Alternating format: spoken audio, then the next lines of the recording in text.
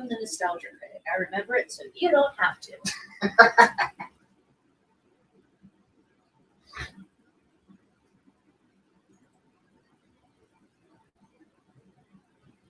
Let's talk about a classic called House on Haunted Hill, 1999.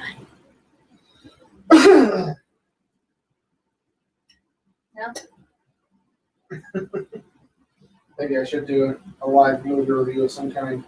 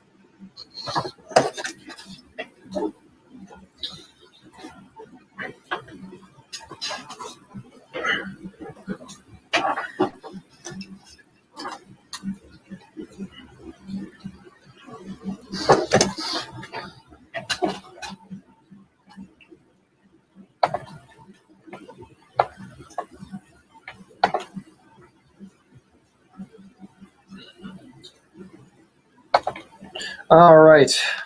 Welcome to Luncheon 113. My co-hosts will be joining me shortly. Both of them are a bit busy.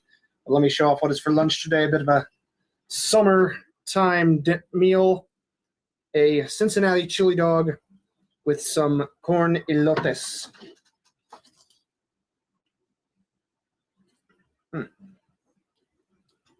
Nothing quite like summer about like elotes, you know?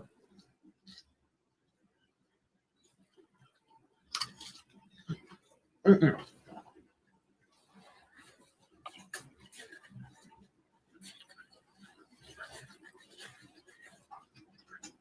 But Andy, I think, is, I guess, a touch busy. So, give me just a minute here. I guess while we're waiting for Andy and Nate to show up, this part's just going to be recorded. I just wanted to say a few words about my Uncle LD. I may clip this later. Sadly, he passed away either late at night, May 19th, or early in the morning on Wednesday the 20th. He had been struggling with a renal failure, an abscess that developed. And the sad part is we thought he had cleared it. We thought he had managed to get past it. But unfortunately, he didn't make it. Because no sooner had he been transferred to the Chicago ICU, his organs failed and he passed away. I just wanted to say a few things about LD. LD was the kind of guy who was always there for you. He would give you the shirt off his back if it meant it would help you.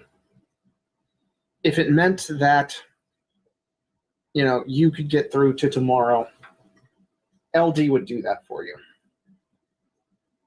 And I don't really want to talk about any more than what I have to about how he died, because I gave him some advice in life. I want to talk more or less how he lived. He, again, was a very, very decent man. He's survived by his son and his wife, whom I imagine are devastated and reeling and also blindsided by all of this. I imagine they're just not expecting they just weren't what had just happened. And who just joined in? Hey, Andy, do the StreamYard invite. It's okay.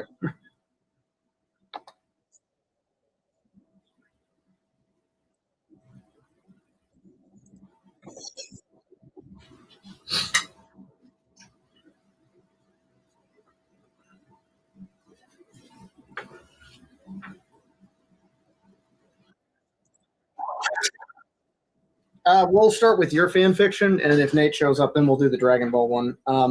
Nate hasn't said anything, so hang on. Adding you back in.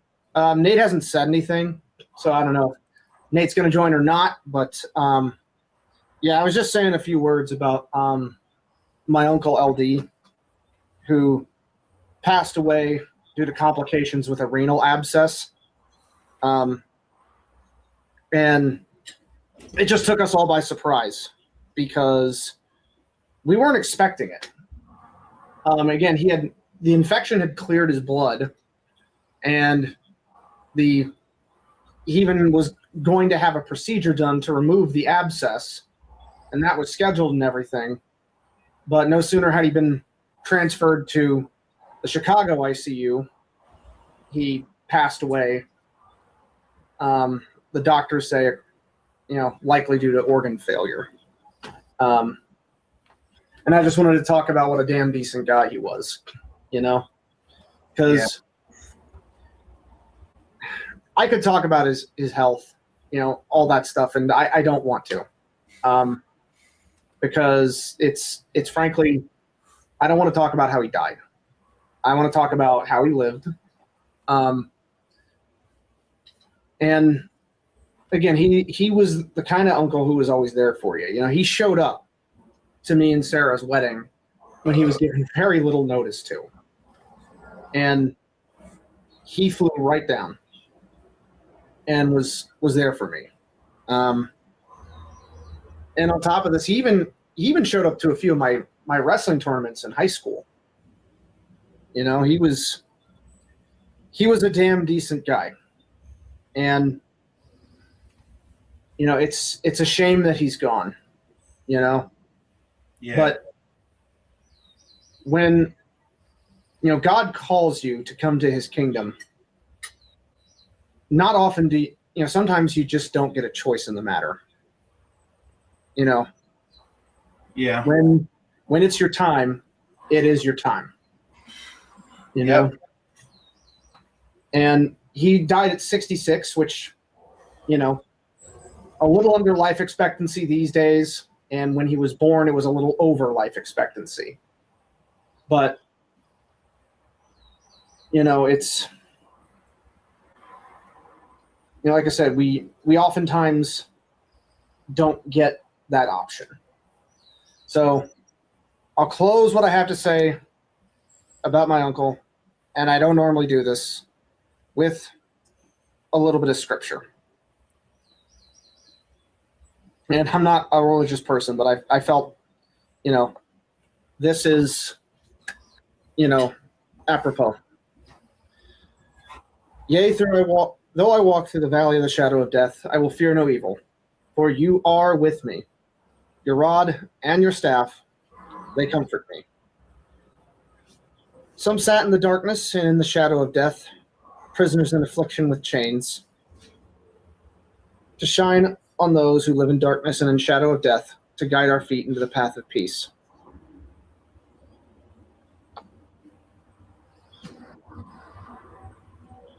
LD, though God has called you to his kingdom, I hope that God gives his serenity and peace to your family, because they need it. Amen. Amen. Okay. All right. That being said, let me take a bite of my chili dog. If Nate doesn't show up, instead of the Dragon Ball one, we'll do Sonic the Hedgehog, because we're having chili dogs for lunch. Fair enough. And I'm gonna go to the bathroom. You don't have to wait for me. 'Cause Yeah, I'm I'll gonna- wait for her. But What? we'll go ahead and. Yeah, I said, yeah, I'll wait for you. No. You don't have to wait for me. You can go ahead. You can go ahead and start. Okay. Well, I got it pulled up. I'll still wait for you because I want to take a few more bites of this. This is delicious. But All right, I'll so I'll be try right and back. find a Sonic fanfic just in case.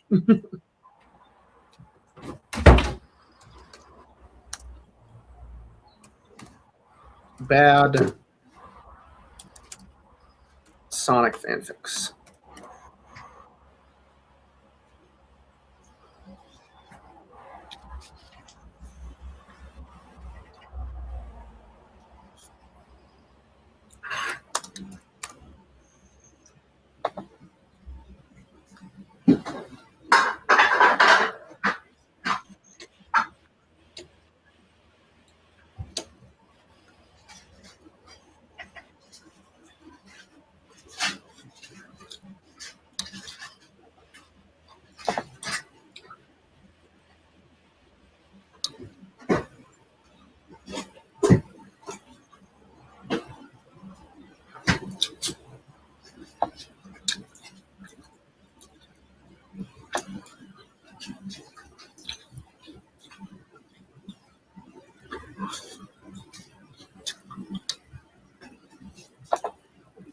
Okay, just waiting on Andy now. I found a good one. Like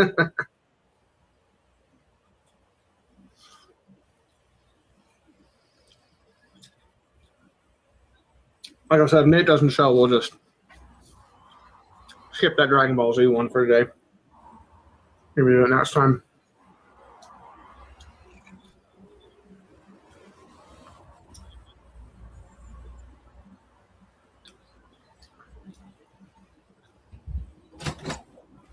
All right, you back, Andy? Sorry, you still have to give me 2 more minutes. Okay, no problem. Enjoying this hot dog.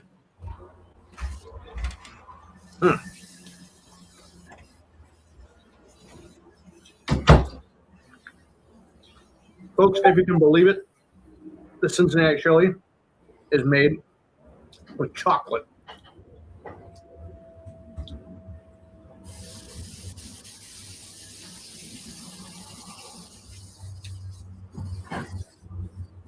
Morocco.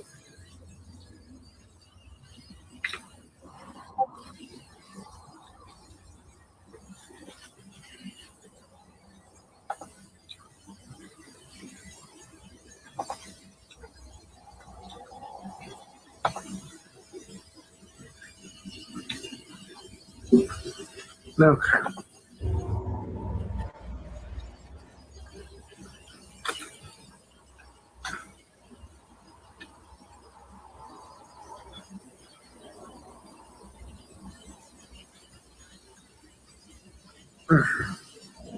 And we'll also finish up the elotes. Looks like the camera's working, I think.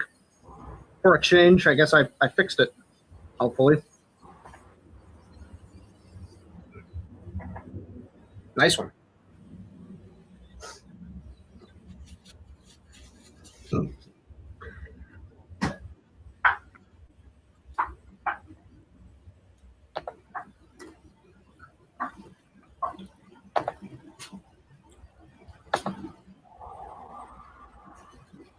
Andy, you back yet?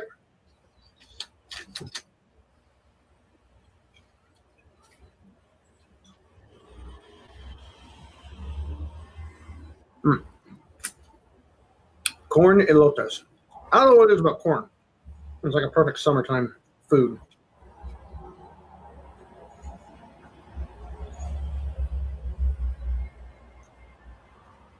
I don't know where someone got the idea for elotes as well, to put mayo and Parmesan cheese on a corn on the cob. I think it's different for actual elote. What, in Mexico? And Nate, is that you? I can't hear you.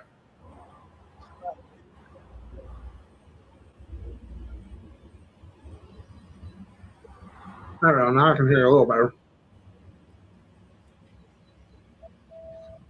Okay. Not a problem. Is Hmm? the recipe is Mexican crema mayonnaise. The special type of cheese used chili powder, lime, and cilantro and salt. Right. And what'd you say, Nate? Good. Is it nice outside where you are? It's nice outside as well. When I take a certain Mr. Bister here for his... Come here. What are you doing? What are you doing? Come here. When I take a certain Mr. Bister here for his run, then he gets to chase the geese. Don't you? He likes chasing. Yeah, out by our pond. And he likes chasing them. And again, whenever they have babies, though, I keep him away from them because they hiss at him, and I don't think they would hesitate to try to peck him or bite him. And I don't want him getting no diseases. And geese.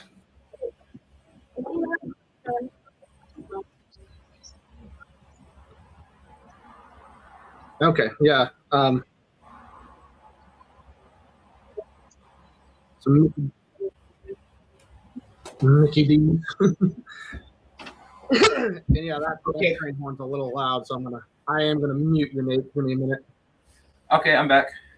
And welcome back, Andy. Has Yep, Nate showed up? thank you. Okay. So we're gonna start with your fanfic, Andy. Okay. All right, and hang on. I just finished off my lunch, so I know you just got back, but I'm gonna toss my plate. Be right back. Okay.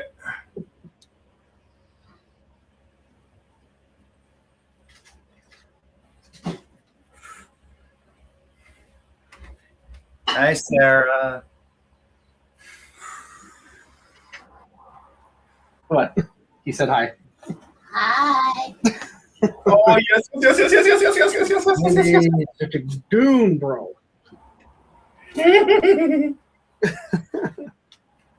I can't help it. Yes, you can. Don't be a goon. Okay. All right. Wait. Sarah, can you make me a chili dog? I like chili dogs. Would you make him a chili dog? Sure. She said sure. Yes. All right. Quit being a goon and let's read. Yeah. Okay. Now I believe we're on chapter 33. Well, no. Well, quickly. We still need to like scour through the duel, right? You said, you don't want to read the duel, but yeah. Yeah, we already read Dad. Yeah, we read this one, so it's 33, I believe. Yeah, now we're on chapter 33. Like I said, we'll skip the duel and everything. Okay. Katori had now met her father for the first time, but the man had a lot of questions for his daughter, one of which he might not get an answer he likes. Oh, wait. I think we did read this one. Yeah, we read that one. Yeah, we read this. Okay, so we'll skip the duel, and we'll go to chapter 35, Interrogating the Maidens. Wait, Okay. you skipped over the duel. Okay, we'll read parts of the duel, at least the lead up to it. Yeah, and the afterword. And the afterward. Okay, we'll read that part. Yuma and Art were standing on opposing sides, the younger boy having his disc ready, while Art had yet to take his out. Students began to gather, making a crowd, including Art's wife, the woman's eyes going wide, and she saw her husband ready to duel. Definitely not thinking he's a complete nerd. Yeah. She went to Katori, trying to grasp the situation. Art is going to do a Yuma? This could get ugly real fast, Haruka said to herself quietly. I hope your reputation holds true, kid, Art said as he reached inside his jacket, pulling out his dual disc and setting it on his arm. Many students reacted to its eerie appearance. Art's dual disc was black with red and purple, the screen display being red crimson, with the card slots being seated on what opened up to be a demonic-looking wing. Okay, that's admittedly a pretty sick dual disc, by the sounds of it. Then a purplish outline appeared around Art's eye, allowing him to see the duel unfold. Yeah, that eye thing as well. Yuma asked, making Arta. I think you meant to put Art. It just put Arta. Oh, yeah. I don't know why I did that. Oh, I see what happened. It said making Art a bit confused, and it contracted into Arta, and you also forgot the D and the period. Oh, what the fuck? Yeah, what happened there? That's some autocorrect shenaniganry right there, definitely. Yeah.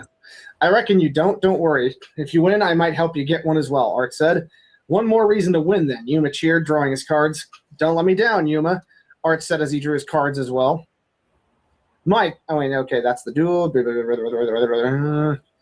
Yuma getting his game on. No, don't fucking say that phrase, bro. No, I like that phrase a bit better, rather than high five the sky. No, but you the fucking 4 kids shit, bro. No, I have, bro. Admittedly, some of the localization choices with 4 kids is not terrible. It's just that most of them were terrible. Oh boy. I that's pretty much the long and short of 4 kids localization choices. Not all the choices were terrible, just most of them were. Yeah, like 99.9% of them.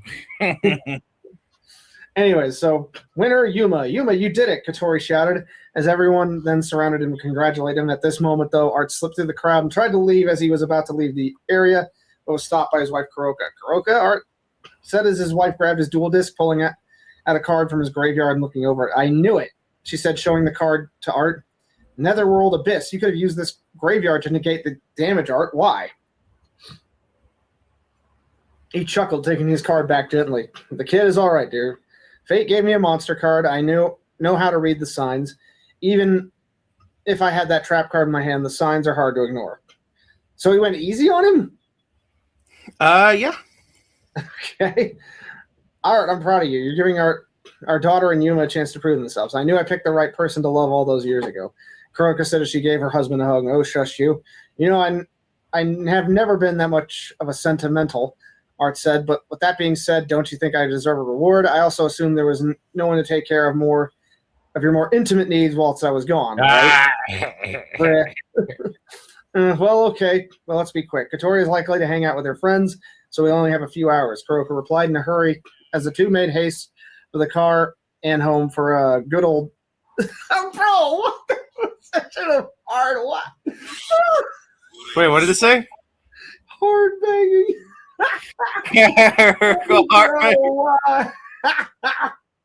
I just thought I'd be blunt. I just thought I'd be blunt there just to make it funny. Chances are Katori might become an older sister, bruh. No, they're not. No, they're not gonna have another kid. Okay. All right, hang on.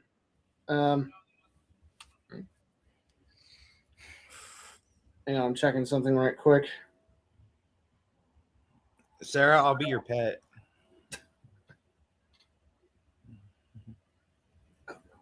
Okay. Got it. Okay. All right, so now we'll read Chapter 35, Interrogating the Maidens. Oh, yes. Later that day, after Yuma had defeated Art, thus earning the last blessing from the last parents and possible future in-law, he and the girls went back to his house to celebrate. He had put his grandmother's speed with what had happened.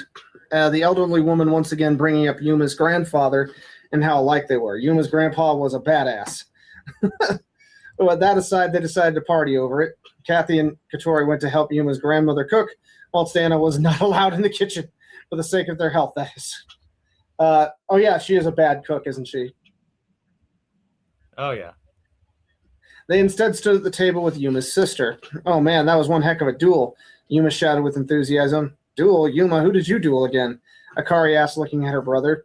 He dueled Katori's dad, and let me tell you, that guy was on another level, Anna interjected. I mean, he both XYZ summoned and fusion summoned. I never even heard of fusion summoning before, let alone see it. It was something else, I tell you. Wait till they get to synchro summon. Oh boy. Synchro what? Pendulum. Synchro summon. What now? Yes. And then we get to the pendulum summoning and link summoning. So many different summoning ways. Pretty much. You got that right. He really brought it to me in that duel. Christ, was he that good? I mean, I heard about that and saw you duel, Yuma, and I'm pretty sure some pros will even have to tough it with you. And you are saying this guy got you to sweat? Akari asked again. I have to meet him sometime. Yep. I mean, I didn't have to bring out number 0. I was actually planning to if the situation got any worse, Yuma responded. Number 0, is that like a special card of his? Yeah. Okay, what are the conditions for that card? I can't remember off the top of my head. All I remember is that it's basically a game-winning card. So it's nearly like Exodia, the Exalted One? Exodia the Exalted One? Is that what the card is called, or what was it called? Exodia the Forbidden One. The Forbidden One, that's right, okay. Still, even having considered it says volumes. Last time you brought out that number was against Astral, Anna said. What about me? Everyone jumped in surprise as she summoned the spectral. As she mentioned, spectral figure popped up beside them, eyes locked on him. Astral, Yuma exclaimed with joy, seeing his partner back. As Astral flew in, footsteps were heard walking into the kitchen. The group then turned around to see a very surprising sight. Mom, Dad, Yuma said in shock as he ran up to them and hugged his parents. Yuma, his mother called, hugging her son, whom she had not seen in a long time. I am glad to see you're doing all right, son, and following in your grandfather's footsteps. Yuma does have his parents, are they ever shown in the series? Yes. Okay, they actually. Only like a couple times though. Okay. They just drop him off at that dual academy and go, bye, son. We hope you don't get tetanus. It's a lot more complicated than that, but I guess you could say that. Okay. The man cut himself off as his wife turned her head, giving the man a questionable glare. She knew the old Tsukumo's behavior, but couldn't figure out what he meant. Yuma, what's with the commotion? Katori and Kathy peeked over, locking eyes with their boyfriend's parents. Then it clocked to Yuma's mother, the boy slowly backing away. Yuma, we need to talk about something important. Come with me and your parents, the spirit behind Yuma said. The two went to Yuma's room. What'd you say? Andy, is that you? Yeah. What? Wait, what? There's like this static. Oh, no. There's nothing. Or is that you, Nate? Oh, wait, no, Nate's still muted. And Nate put something in. Okay. Oh, okay. And Nate says nope. Okay. Anyways. And Nate, to hear Andy, you'll have to hop on stream because it's through StreamYard. He's not in Discord right now. Yep, to make it easier for Stone. Yeah. Okay. So let's see. Yuma, we need to talk about something important. Come with me and your parents, the spirit behind Yuma said. The two went to Yuma's room, where Astral took note of the arrangements, but decided to focus. What is it, Astral? Yuma asked, making the spectral being sigh. Oh, okay. Sometimes. Okay, I guess my speaker's coming through onto Discord. Okay.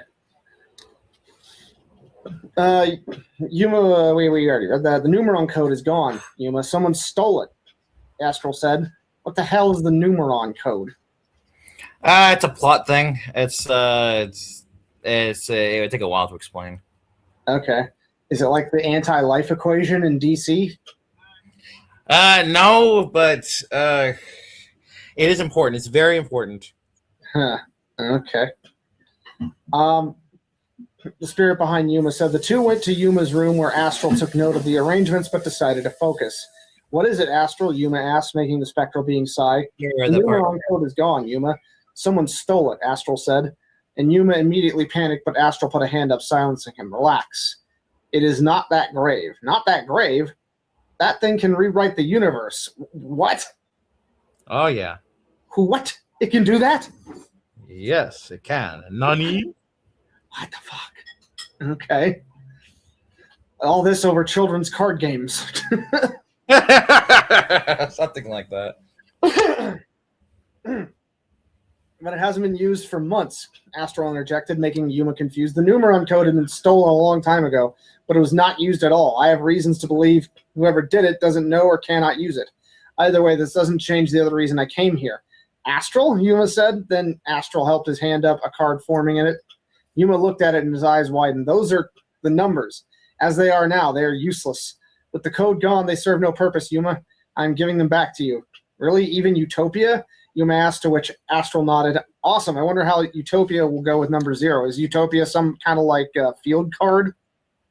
No, it's a signature 2500 attack point monster, like like Elemental Hero Neos or Dark Magician, stuff like that. Oh, okay. Astral smirked, the cards flowing to Yuma, the boy taking them and putting them in his deck. I know you use them wisely, Yuma. You had them once, and I can tell the numbers remember you.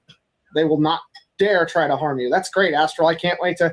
Yuma, Tsukumo, get down here. The two were interrupted by the angry voice of his mother and the silent cries of his father. Oh, crap, I think Mom is going to bring it to me. Yuma said as he had a good feeling why his mother was shouting for him. He quickly ran to the living room where his parents were. Kazuma was sitting on the couch looking defeated, while Mirai stood in front of him with her arms crossed and a look of absolute terror in her eyes. I'm sorry, son, she found out, Kazuma said with sorrow in his voice. Yuma, care to explain why I only now find out you have a girlfriend? And not one, but 3? His mother asked, the boy shrinking down in fear of her. What mother has that reaction? What do you mean? Any parent would be pleased that their son is pulling this much. I don't know, especially considering the fact that he's only 14 years old. Okay. Wait, Mom, it's not what it looks like. Bullshit, your grandmother told me everything, she said, cutting him off. All right, it's true that I'm dating 3 people, but I promise that I'm not being a playboy. We all love each other, and I treat them all equally. Everyone was standing by, slightly intimidated by the woman. And again, I know some people think polyamory can work. There's always a lesser person in the relationship. There's always the beta or gamma or omega individual in the relationship. There always is. And it just, from what I've seen, there is always someone in a polyamory relationship who's at the bottom of the totem pole. That's just what. Maybe I have. Okay. And I take it, are you getting your order and then heading home, Nate?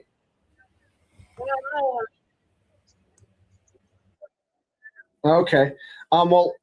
The only reason why Nate's saying that is because he isn't. Right. Yes. But I've yet to see a successful one for long term. Yeah. I mean, have there been cases of successful long-term ones? And hang on, let me put you on. Let me get Craigbot in here.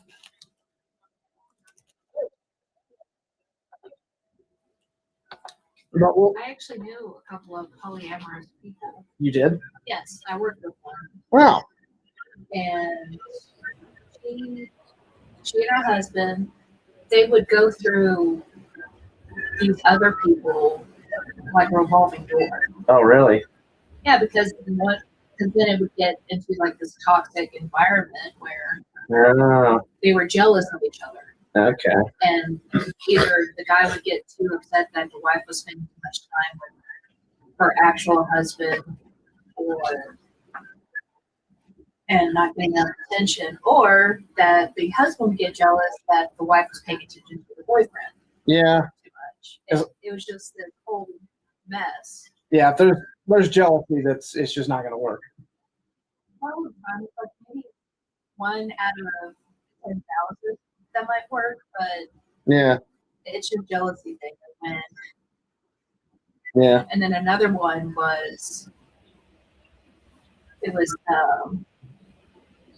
these gay guys, and it was the same thing. It was just either jealousy or just because they're all mad at each other, so it'd be all passive aggressive. Yeah. Instead of just talking it out. Yeah, that happens. Yeah, if there's no communication, there's jealousy, then yeah, it's not going to work. And they would just, one guy just was like, that person's not welcome in our house. And the other guy was like, no, I love him. Why are we getting rid of him? And Yeah. It's just hard to work, but I imagine it takes a lot of communication, a lot of trust, and a very low level of jealousy. That's the only way to make any sort of polyamorous relationship work.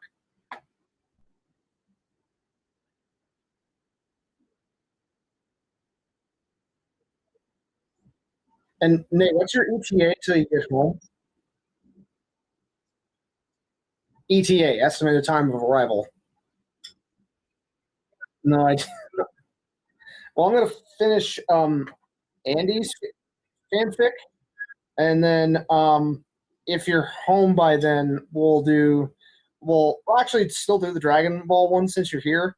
But if you don't mind, I'll just still mute you for a bit because there's this squeaking sound in the back of the McDonald's that I'm hearing. Okay, so sorry about that, but yeah, I don't know, some kind of loud creaking, but it's like, yeah, that I don't know what that is. Oh, then yeah, it's probably the door, but yeah, hang on, I'll mute you again. Just ping me when you're like on your way home. Okay. Okay. All right. Thank you. All right. All right. Back to it. Okay. It's true. Katori was the first to speak up. Yuma promised to treat us all equally. He doesn't love any one of us any less than the other. Then why do I hear he was making out with the redhead the other night? The woman said. The older lady turned away, as in French. Yuma's father raised an eyebrow and looked at the girls, finding the redheaded one. Then looking at Yuma, he gave his son a thumbs up. Wait, how did you know that? Yuma asked in a frightened tone. Wait, hold on a second. Did we skip a part? Because I don't remember that. No, we were right at the top of the page when the mother was confronting him. No, I mean, like, it says that he French kissed her, but there was as in French. That's all it says. Yeah, but huh? But I don't remember them kissing or anything like that. They haven't done that yet. I don't know. Well, I mean, it's your story, man. I'm just reading it. Okay. Go ahead and keep going, and I'm going to take a look. Okay. A stupid redhead got to make out with Yuma first. Damn it. I knew I should have taken the opportunity to make out with him at the beach, Kathy said in the same amount of jealousy and irritation. Wait, guys, I can explain. Yuma, his mother piped in. Care to explain then? Yuma gulped. Well, you see, Anna wanted to thank me and tried to offer me something precious, but I refused. After that, I comforted her and we kind of kissed. The moment had just been just right, and I guess it kind of escalated from there. A bit more, and I would have been a great grandmother. Grandma, please stop dumping fuel in the fire, Yuma said, irritated. Astral descended down, having heard the commotion. I don't see the main issue here, to be honest. Why is it wrong for Yuma to have multiple girls? Isn't that what humans call having game? Okay, hold on. I'm sorry to cut you off there. I just realized there's a chapter that we completely skipped that was important that we did not cover. The beach? No. Chapter 31. No, we covered that one. Can you take a look at it just to make sure? Yeah, I'm pretty sure we did.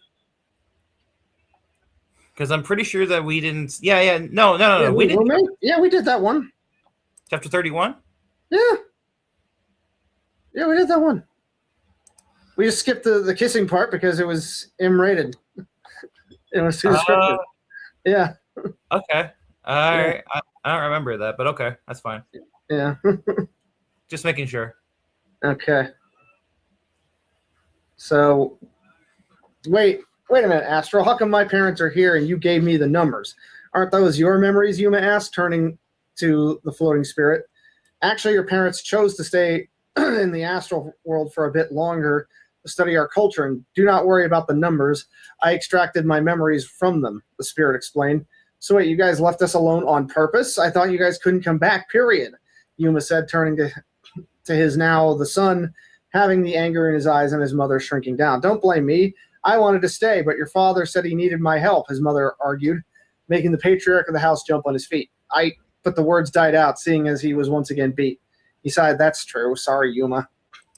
Besides, thanks to Astral here for opening a portal, we are here now, aren't we?" His mother said, but the angry family was already unleashed. "Okay, how about you forgive Yuma for being like his grandfather, and he forgives you for leaving them? Sounds good?" The old lady proposed, to which Mirai gave it some thought.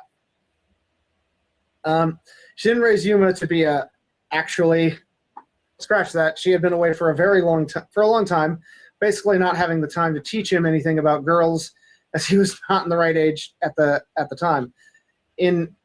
I think you meant to put hindsight. It says insight here. Say again? I think you meant to put hindsight. It says insight here. Oh, yeah, you're right. You're right.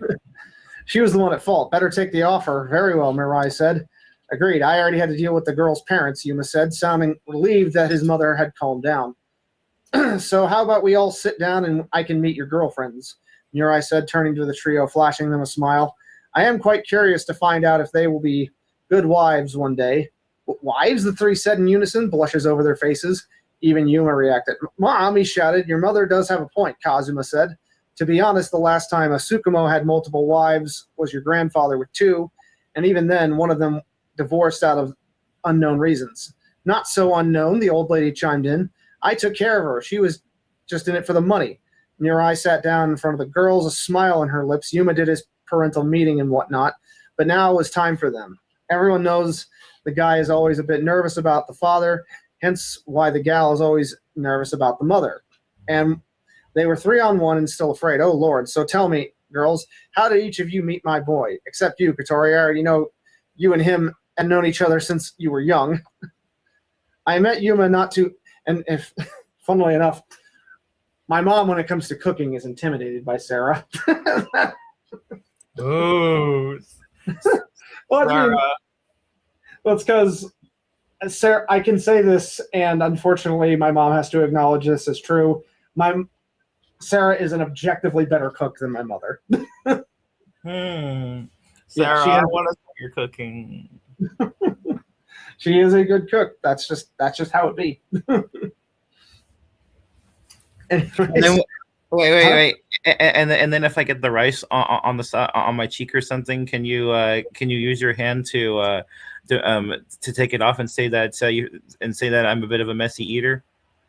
Is that your fantasy with a girlfriend, Andy? Wait, you don't get it? It's a what? Repeat what you said, Andy. You know the trope in anime where the guy gets a little bit of food on his face and the girl wipes it, and then she puts it in her mouth and says, "You left some." And Nate, I'm having trouble hearing you as well. Huh? Oh, yeah. Okay. Nate, I take it. Yeah, that was the door at the restaurant. But yeah, so it's the trope in anime with the whole, picking a rice grain off and saying, "Oh, you're such a messy eater," and then putting it in your own mouth. What? Who does that? It's a common thing in anime. I don't think it's that. I've never seen that except maybe the lead up to a hentai. What? I've seen it with cream and all that. Yeah. That was usually because the pedophile was wiping it off the girl's lips and then going, "You're right, that is tasty." Yeah. Wait, what? Oh, yo, wait, what? Hey, Yeah. yo, what the? Yeah. Anyways. So if you want to stay off the FBI list, Andy, you probably should keep your mouth shut. Oh shit!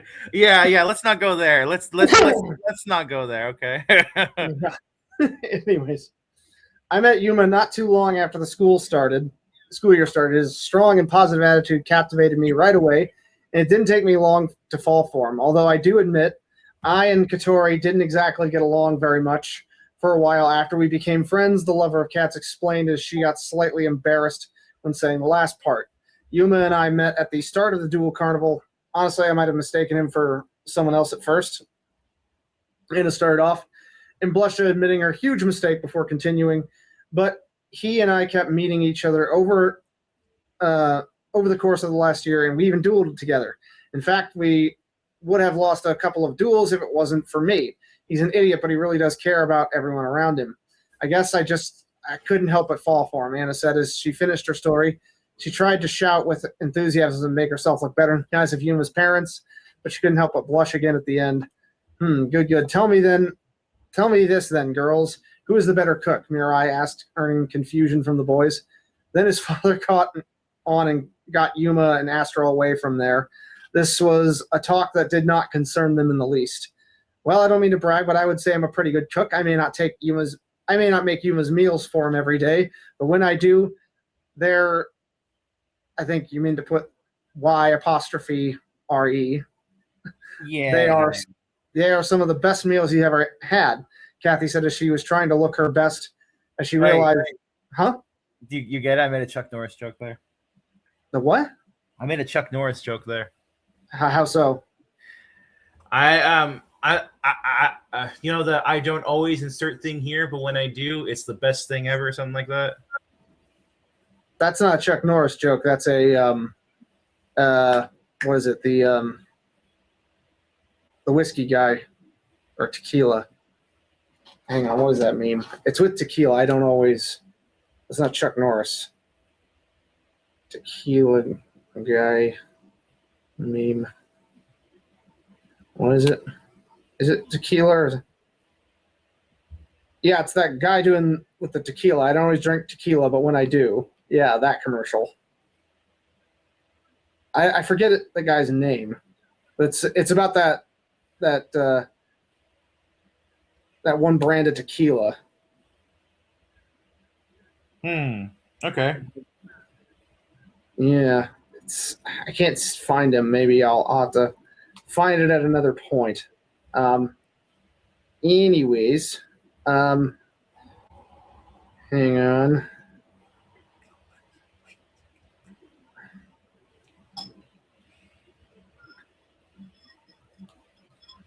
Continuing.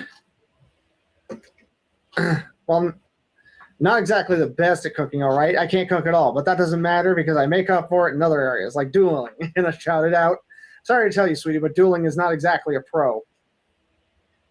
Even if it is Yuma," Mirai answered. "What about you, Katori?" "I can cook, and I really like doing it, but I think Kathy is better because she's been doing it a lot longer than me," Katori replied, which gave Kathy a smile. "I can cook, and I really like doing it." Oh, wait, no, I already read that. Good. If at least two of you are capable of cooking, then that is good. Furthermore, I have to ask, which one of you plans to give me grandchildren for great-grandchildren for me? He added to Mirai's question.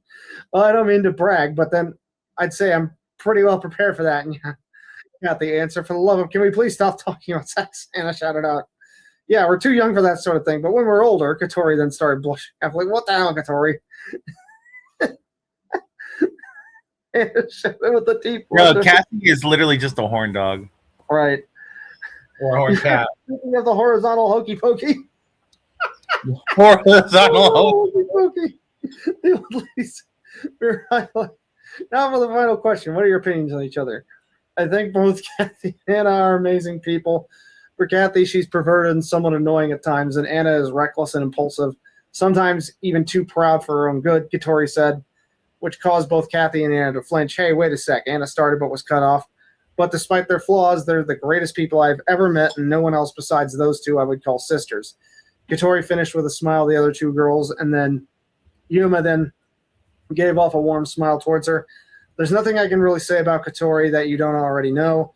She and Yuma were the first true friends I've ever had, and she really is like a sister to me. As for the other one, though, I think she's annoying. A redheaded big tit. Yeah. And an awful cook. The awful part. Anna started to get mad at Kathy's remarks and was about to shout, but then Kathy continued. But she's still a good person, and I know that I would fight with everything I have to keep our relationship. I guess you could say she's like a sister to me too, Kathy finished. Anna lowered her fist and then smiled at the last statement made by her cat-like friend. I think Katori's one of the best people ever, even if she's a bit boring. Katori cringed at the boring part. As for the cat, do I really got to say anything? She's annoying, a pervert, and has a freaky obsession with cats, and just a downright bitch. They're like, bitch, yo! Roasting each other. They're roasting the fuck out of each other. Seemingly finished, Kathy grew irritated with Anna's words, but out of her intent to look mature, a good girlfriend for Yuma, she said nothing. Look, Katori is really responsible and one of the kindest people out there, and even the cat has shown she has a kind and caring heart. Despite all of their flaws, most being the cats, they're like sisters to me. I guess this is what it's like to have siblings. We iron and sharpen each other. Bless you. Anna finished, bless you, in as a nice tone as she could. Kathy put on a surprised face at the words she heard. Mirai smiled, hearing them. I will leave you girls alone for a few moments. You're coming too, Mother, she said as the old lady and her daughter followed to where the boys were hiding. Need a tissue? Water? Do you also need a tissue? Yeah, let me get you a tissue. Ugh. Sarah, do you think this is wholesome? Andy, at what point is this wholesome? When one of them is calling her a big-titted bitch. Yeah, but I mean, they're what's it called? Girlfriend sister. Andy, I'm just gonna say, at no point would anyone describe any of this as wholesome.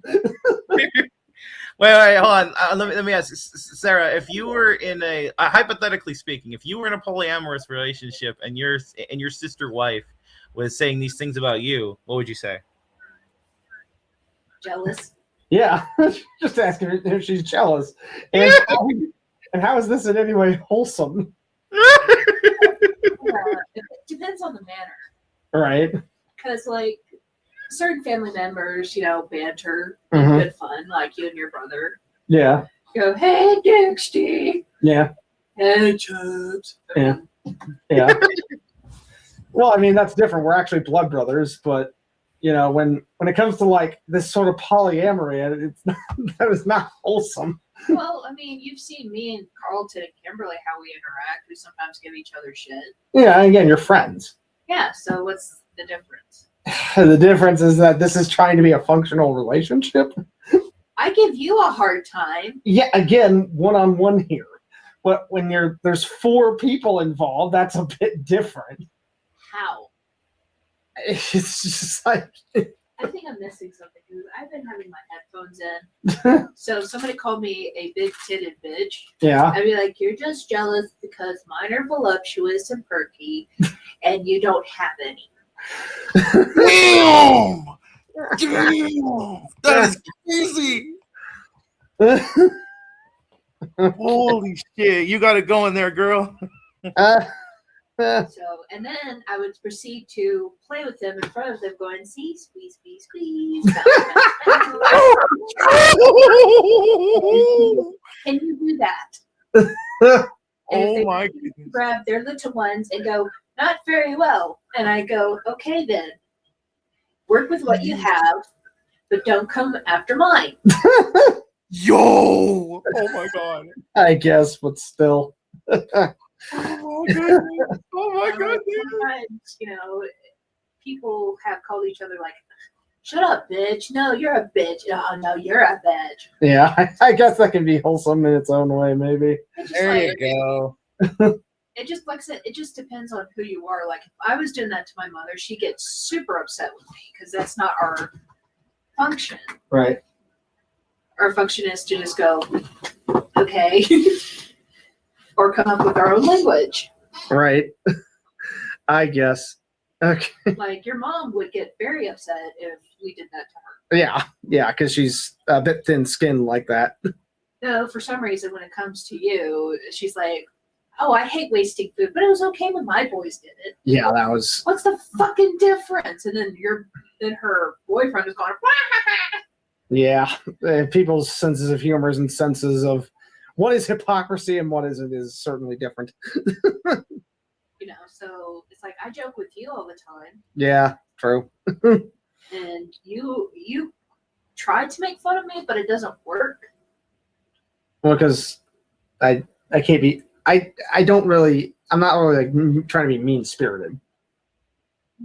Yeah, but you don't make fun of me. Yeah. Because usually when you try to, I just go, okay, my name's Dave, and I'm just like, no, I'm not washing my feet. My name's Dave, and I like sweaty ball sacks. Whoa, yo! I can't help how much I sweat when I run or work out. My name's Dave, and I totally enjoy the best of my own sweat. Oh my goodness! Stuff like that, you know. Yeah, it can I'm be. not being mean. Yeah, it can be good-hearted fun. Now, if I take it too far, you do tell me, like, hey. Does he need another ear rinse, by the way? Oh, yeah. Okay, yeah, let me hang on. Yeah, she's gonna rinse Morocco's ears. He's got a bit of a flare up, so But again, it's different. yeah. So I'm not doing it to be mean. It's just me being funny. So like, again, you tell me if I'm hurting your feelings, Yeah. so I know not to do it again. Wait, Sarah. So when it comes to sweaty feet, what about giving a foot job? Ew, no. What? Ew, why would anyone want a foot job unless they're weird like that? Ew. Oh, I thought he said something else. Yeah. Ew, foot job, ew. Wait, you know what a foot job is, right? Yes, I know what a foot job is, Andy. We both know what that is. And again, ew. What a foot job. Yeah, who would want that? I mean, it's pretty common in hentais. Yeah, and again, some can be weird like that. Have you ever had a foot job? Especially No. with calloused feet. I mean, that's gotta hurt. For real. Wait, calloused feet. Wait, what does that mean? As in feet that are heavily calloused. Like if I gave Like if you were if your feet have walked a lot and you have thick, rough calluses on them. Oh, okay. Yeah. Yeah, like nobody would want to receive a foot job from me because my feet are calloused because I've been working pretty much all my life. Yeah. Oh shit. Okay. And whoever is into feet is again different conversation altogether. But anyways, I think I've watched too many hentais. probably yes. I'm gonna say yes.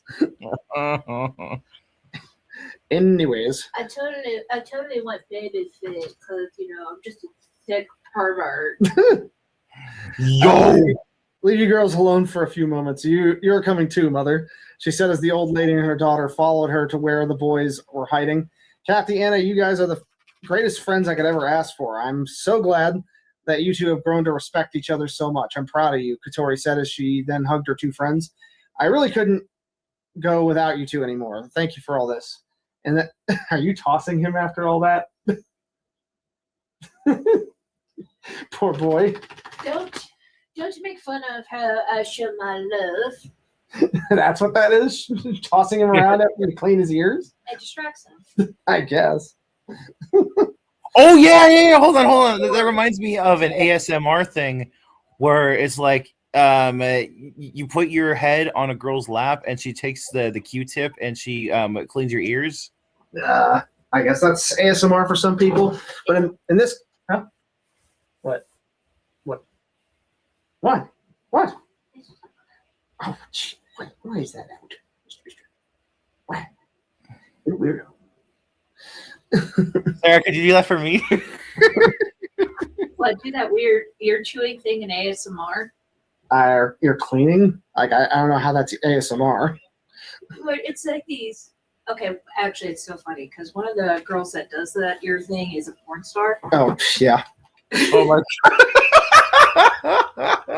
So, and she pretends like, I'm a fairy. Can I make noises in her ears? And then all of a sudden you see her and it cuts off so it looks like she's actually giving somebody a blowjob. Yeah. What the fuck? While making these Oh sounds. jeez, And it's yeah. like, I am very uncomfortable right now.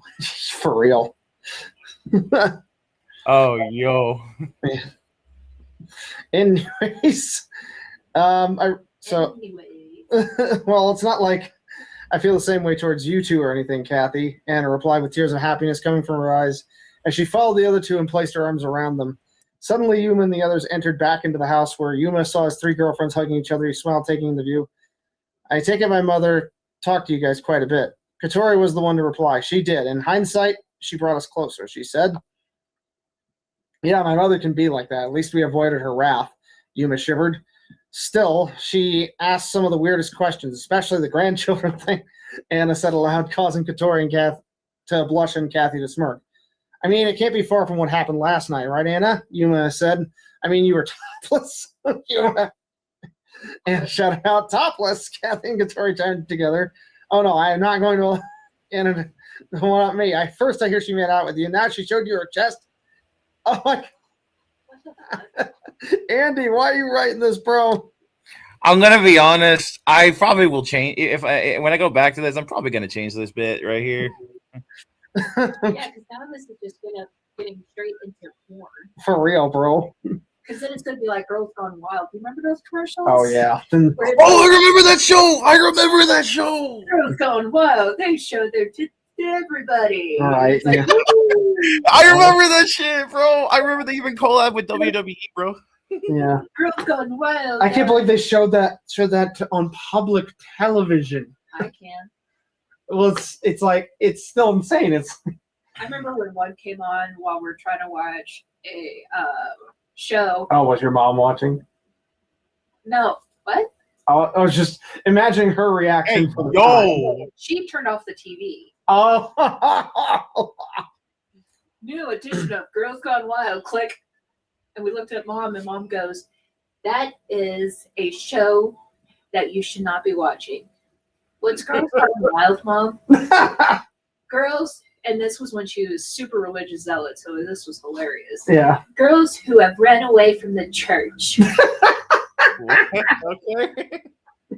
So, like when they didn't want to go to Sunday school, exactly. Now thinking back, I'm like, oh Jesus, my mom's an idiot. So we had to sit there in awkward silence for 3 minutes, and then she turned it back on, and the show was on. She's like, okay. So, So Wait, anyway, Sarah, the what do you think about Girls Gone Wild, Sarah? I mean, what do you personally think? stupid. Yeah. It was kind of, sadly, a lot of the porn industry or anything has to do with it. It exploits a lot of women Yeah. falling in desperate times, probably. Or they were just stupid college girls going, hey, if we show our tits here, we're going to totally be famous. Yeah. The way you said that. Yeah. I mean, it is true. That's probably what they were thinking when they were probably super drunk when they did it. And, girls that it's like their dads tend to go, hey, you shouldn't be doing that because you're a respectable woman and you are strong and you don't need to do that. Yeah, for real. And it's guys raised by other men who go, you know what, a woman is only one good thing about her is that she's going to be a sleeve. And you're like, A sleeve. okay, Yeah. As in a dick sleeve. cock sleeve. Yeah. Oh my goodness. Yeah. So this wraps up with no problem. I swear this cat eats so easily, but she's still a great sister. Okay. There's that. But we'll go ahead and I have the need to take a shower now. for real. Wait, what? She said I have the need to take a shower now. Okay. And Nate, are you back home yet? Can you hear me?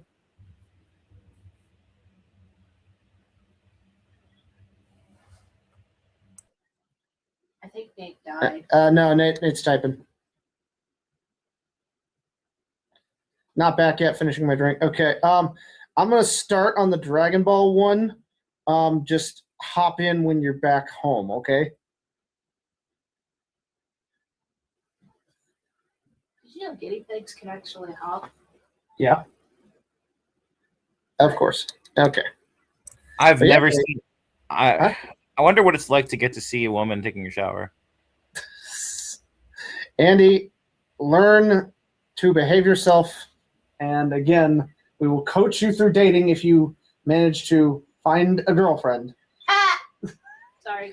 Ah, Yo, that's fucked up, Sarah. That was fucked up. Sorry, that just came out. Yo, that was some fucked up shit. but To get a girlfriend, Andy, again, just follow the advice I've given you. And again, you're going to have to, again, just behave yourself for the most part. And you'll get to the point where she will let you see her. Also, one of the rules is to be pitiful as possible. Right. Because then Wait, you can pitiful? free sex. Wait, what? Wait, what did she say? Be as pitiful as possible, and she'll give you something out of pity. Pity sex? Oh my god. Yeah. Just like with you. Oh, really? Uh-huh. Oh! Oh, that's so, huh? I'm only with you because I felt sorry for you. Really now. Damn! I just don't want you to be alone. Ah, Damn! Yo! that's That's an admission right there. And Morocco, are you licking your foot, huh? Come here, you fluff. Yeah, I just like being with you because you don't make me feel like I gotta perform.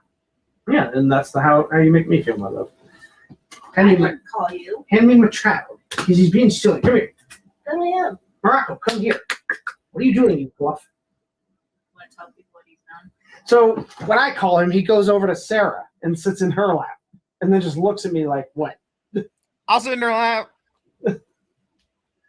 Are his ears? Oh, he's got eye boogies.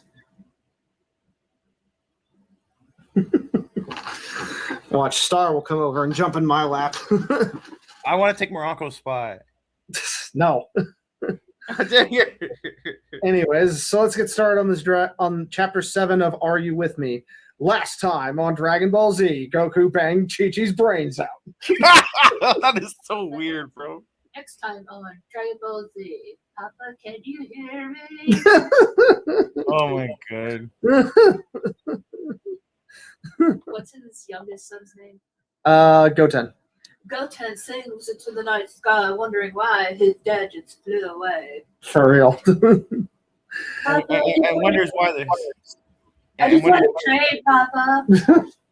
Morocco, come here, you fluffy. Come here. Are you thinking I'm taking you for your arguing in OFT? I'm not yet. But also, I don't want you to come back because every time we come back, there's always weird noises coming from your bedroom, and I have no idea why.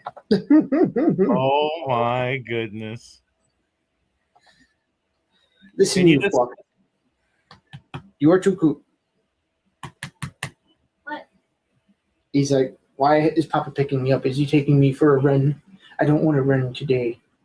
And do you want to tell him that he doesn't? Yeah, so for some reason he's, I guess, a little sluggish on Sundays.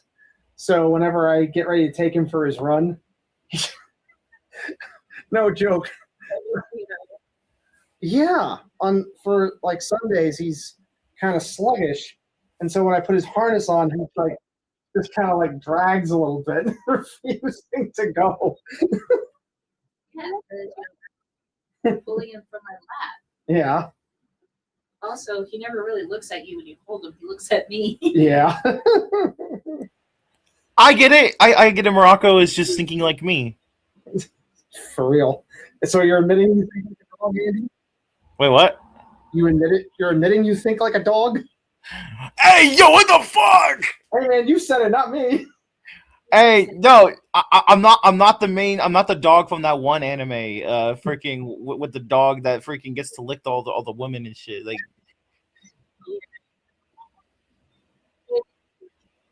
Okay.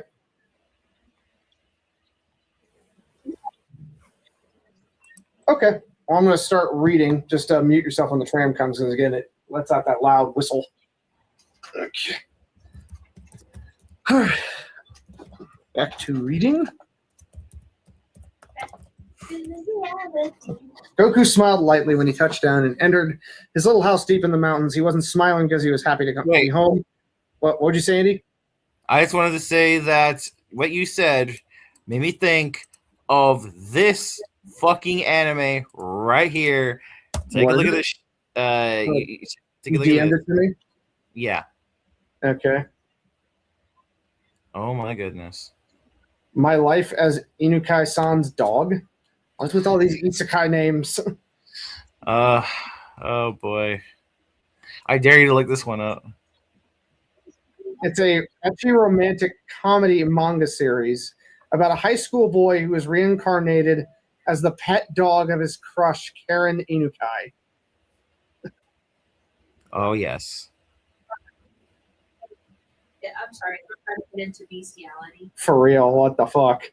Yeah, like what the fuck is this shit? Yeah. Yeah, I doubt it. Andy's totally like, oh yes, this is terrible. It is terrible. I'm not watching that shit. Even I have boundaries. Questionable ones, but boundaries nonetheless. You mean this guy actually has nerds on which porn he likes to watch? It's not porn. It's like, but based on what I'm seeing, it's like I can't believe it's not. Oh my goodness. Like High School DxD? Kind of, yeah, but I saw like one of the images and it's like, okay, yeah, if the image was out a little wider and you got rid of the steam, yeah, you have a hentai. Wow. Hey, I bet you and Sarah watch hentai, don't you? No. No. You don't? Interesting. No. Anyways, huh? Why would we? Yeah, why wouldn't we? You know, to get in the mood? No. It's this thing called foreplay, Andy. Again, if you get a girlfriend, you'll learn about it. Damn it! Why? Damn it! All I have to do is bend over and you get hard as a rock. Wait, bend over, as in like what kind of bend over? Well, we'll stop it right there because we don't need to get into that any further. Anyways, he wasn't smiling because he was happy to be home because this wasn't his home. He was smiling because it hit him that he may actually have a chance to save his marriage, a chance to win his wife back, a chance to go home and leave this place. He knew he deeply hurt his wife, and the worst part is he had no one to blame but him. In turn, he lost himself. Her love, her warmth, her comfort, her trust, the way she'd wrap him up and keep him safe, and he'd breathe her in. He lost that. He lost all of that. But now there was time. This was his time. He was too damn deep. His heart was too full of love to give it up, and he wasn't about to let her give him up. He should have never have treated her like a glass ball in his hand. He dropped her one too many times. His eyes fell upon his messy, unmade bed, the same bed he'd loved in only a few nights ago. The smell of her still lingered on his bed sheets, the feel of naked skin against his, the taste on her on his lips. It was all nearly gone in the blink of an eye, but he could never forget what she felt like, what she tasted like. He knew that they needed to heal, well, her more than him, but he was going to be there to get them through it. The sun would rise. What? I'm partially listening, but all I heard was hair, and he missed the way she tasted it. I was like, oh God. Oh yes, mommy, please. Goku grabbed the towel from his chest of drawers and walked back outside and round to the side of his house. That's when he felt a familiar key and smiled when the person landed a few feet from him. You look worse than what you did earlier, if possible. Piccolo smirked at him, taking notice of Goku's tattered gi and bloodied face. It was a good fight when your clothes get all ripped off, Goku chuckled out. Well, it's all over now, thankfully, Piccolo thought, relieved. He watched as Goku stripped the remainder of his gi pants, leaving in just his torn blue boxer shorts. Piccolo couldn't help but shake his head in amusement. At least he didn't get naked. Makes a change, Piccolo thought. What you doing here anyway, Piccolo? Goku thought as he turned on his outdoor shower, waiting patiently for the water to start flowing from the nearby river. Just wanted to check that you were okay, and I got you a little something, courtesy of Korin, Piccolo told him. Goku quickly put his hand up to catch whatever Piccolo was throwing at him. He smiled. A senzu bean, huh? Goku didn't hesitate, chucking it straight into his mouth. Piccolo observed as Goku's wounds disappeared seconds later. Goku sighed quite contently. That feels much better. Thanks, Piccolo. Goku then cocked his head to the side in wonder as he stared at Piccolo. His green friend seemed a bit nervous. He wondered what was wrong. You okay, Piccolo? Goku asked him. He waited for Piccolo to respond, curious by Piccolo's hesitance and fidgeting. All right, I'm just going to say it, he blurted out suddenly. I thought of an idea to get your wife back, he told Goku.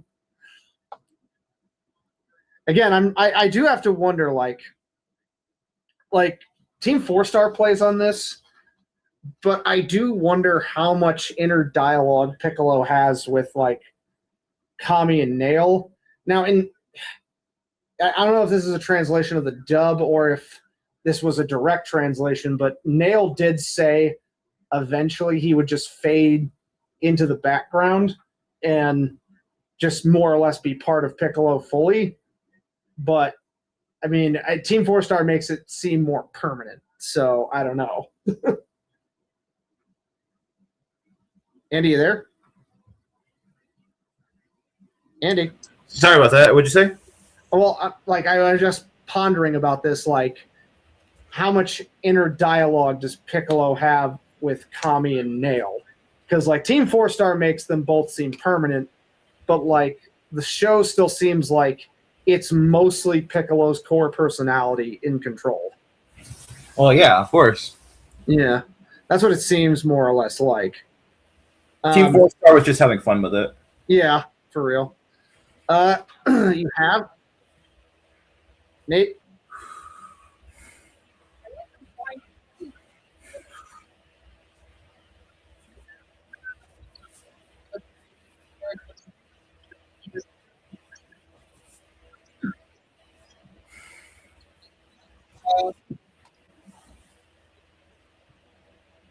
And Nate, are you still on the train or are you almost home?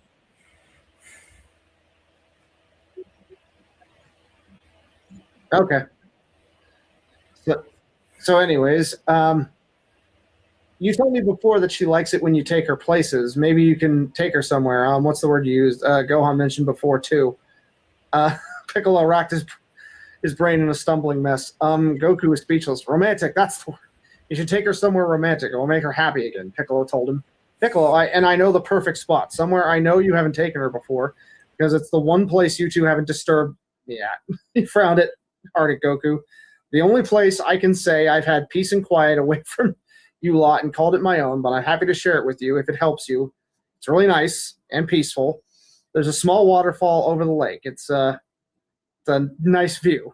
Goku couldn't help but smile at Piccolo. Piccolo was never one to suggest something like this. He never really understood human-Saiyan relations and never wanted to. He'd been around Goku and Chi-Chi enough to know that couples did certain things together, some of which probably wish he never knew. But Piccolo would normally stay out of it and give them their privacy. I mean, that's the thing. Like, Piccolo isn't just... In fact, Nameks as a whole are not asexual by choice. As a species, they are asexual, which means more than likely human relations like that probably confuse and disturb them.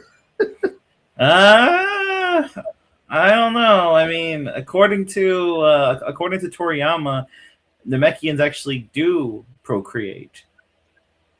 Right, yeah. Yeah,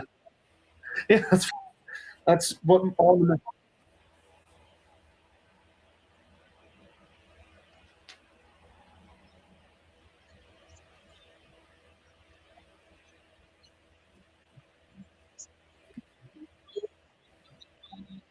Right.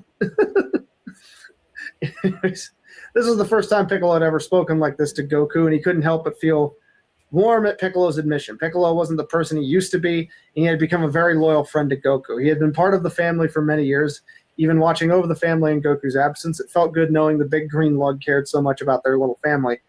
Piccolo, he cooed gently, making the small purple blush on Piccolo's cheeks bloom. Shut up, just take it or leave it, he huffed at him. Well, funny you should mention, I actually spent some time with Chi-Chi the other night, and I'm about to go over there and try and really patch things up, he informed him, one hand behind his head with his signature grin. Piccolo's eyes widen, his one eye twitching in irritation. You what? Yeah, my bad, Goku chuckled. Why didn't you say anything before I started rambling? He viewed his cheeks flamed an even darker purple. Because you were saying such nice things. I didn't want to interrupt you. You ass, last time I help you. Oh, don't be like that, Goku laughed out. I'm going. And with that, Piccolo hastily took off into the sky. Bye, Piccolo. Goku waved at him amusedly. And thanks for the suggestion. Chi-Chi was pacing back and forth in their kitchen less than an hour later, worrying about her husband and waiting for Goten to come home. She felt sick to her stomach. She knew her little son was okay, but she wasn't sure how much longer she could wait to hear from Goku. There was suddenly a knock at the door, and she jumped, her heart thumping in her chest. Could it be? It couldn't be Goten, surely, because Goten never knocked the door. He was always just bounded in. He lived there, after all. Chi-Chi quickly made her way over to the main door and opened it, her breath catching in her throat as her eyes met those of her husband's. Hi, he greeted her quietly. Her heart by seeing him standing there. It really was him. He was okay. It was really okay. She was so relieved, and he looked good in his white cotton shirt and jeans. So damn. Hi, she stammered back. Can I come in? He asked. Okay, thank you. I was expecting Goten, she commented. Walking a few paces back, allowing Goku to walk in. Nah, he's still at Bulma's. I just talked to her, he said, closing the door behind him. Oh, well, is he on his way home? No, he's going to stay there. Why? Because I want to talk to you. Chi-Chi watched as her husband took a couple of steps closer to her, and she felt her nerves rising. She hadn't stopped thinking about their night together in good and bad ways. They still hadn't talked properly. She knew they needed to, but she was annoyed at herself how she handled things. She couldn't keep it any longer. I'm sorry, she suddenly blurted out. That caught Goku off. You're sorry for what? He wondered. For taking advantage of you the other night. Huh? What do you mean? Where did that come from? So she felt like she took advantage of him. Geez. I came over to talk to you that night, but that didn't exactly happen, she thought. It took Goku a second to understand what she was on about. I don't think you took advantage of me. I wanted it, but it was wrong of me. Chi-Chi, I kissed you first. I wanted sex with you. If you let me, I just wanted to be close to you, he interrupted her. Chi-Chi was silent. You know, talking ain't about using your words, he continued. What do you mean? She said quietly. She observed as Goku thought about it for a moment. When we're together like that, we're showing each other how we feel. We're communicating, just not with words. You know, I ain't always good with words. Feel like I can tell you better if I show you, he told her softly. Chi-Chi still didn't comment. And that is true. Sometimes, you know, you don't always communicate with words. Sometimes you communicate in other ways. Like, basically, I had this thought. Also, this is a bit of a off track. Andy, I'm thinking about this for Shieldborn. For my main 5 like trainee characters who are following it first, when they finally get to their basically sensei, he's going to fight them in a sparring match with nothing but his bare hands. And basically his attitude is, well, that's how I get to know you all better. How does that sound? Sounds like Kakashi. Yeah, basically, he's like I said, he's going to be like Kakashi and All Might rolled into one. Okay. And, yeah. So basically, they're all going to fight him with their weapons, and he's just going to fight them barehanded. and still whoop them. Yeah, I can see that. Yeah. Unless they have all one for all. What'd you say? Said unless they have one for all. They don't. This is basically going to be at the very start, so none of them are going to have any advanced runic magic yet. So it's going to be basically their basics, and yeah, he's going to whoop them. Yeah, boy. And there's no getting bells. He's just telling them straight up, fight me, as in try to kill me. And he's just going to laugh off all their attacks because none of their attacks will be very effective against him. Damn.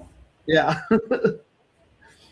Anyways, Chi-Chi, if I didn't want it, I would have said so. Not that I would ever say no to you, he lightly chuckled out. He could see the uncertainty in her eyes, and he didn't like it. What'd you say, Andy? Can I... Oh, first of all, is Sarah still there? Yeah, why? I want to make a request to her. What's your request? Can I? Oh, wait, so Sarah, can you hear me? Yeah, she can hear you. Can I call you mommy? Andy, bro, why are you gooning so hard, man? Okay. Anyways, there's nothing wrong with what we did, Chi-Chi. We're married, remember? And obviously you wanted just as much as me. It's just that I wasn't planning to do. I just didn't want you thinking that's all I wanted from you. She wanted to check. I wasn't coming over to use you like that and then just leave. I never once thought you did. I never once thought that, I assured her. Her eyes fell to the floor. He could see her thinking about it. He decided to change the subject slightly because as far as he was concerned, there was nothing more to say about that. You okay? The house looks okay, but are you? He asked her. It was a bit crazy. The house shook a lot.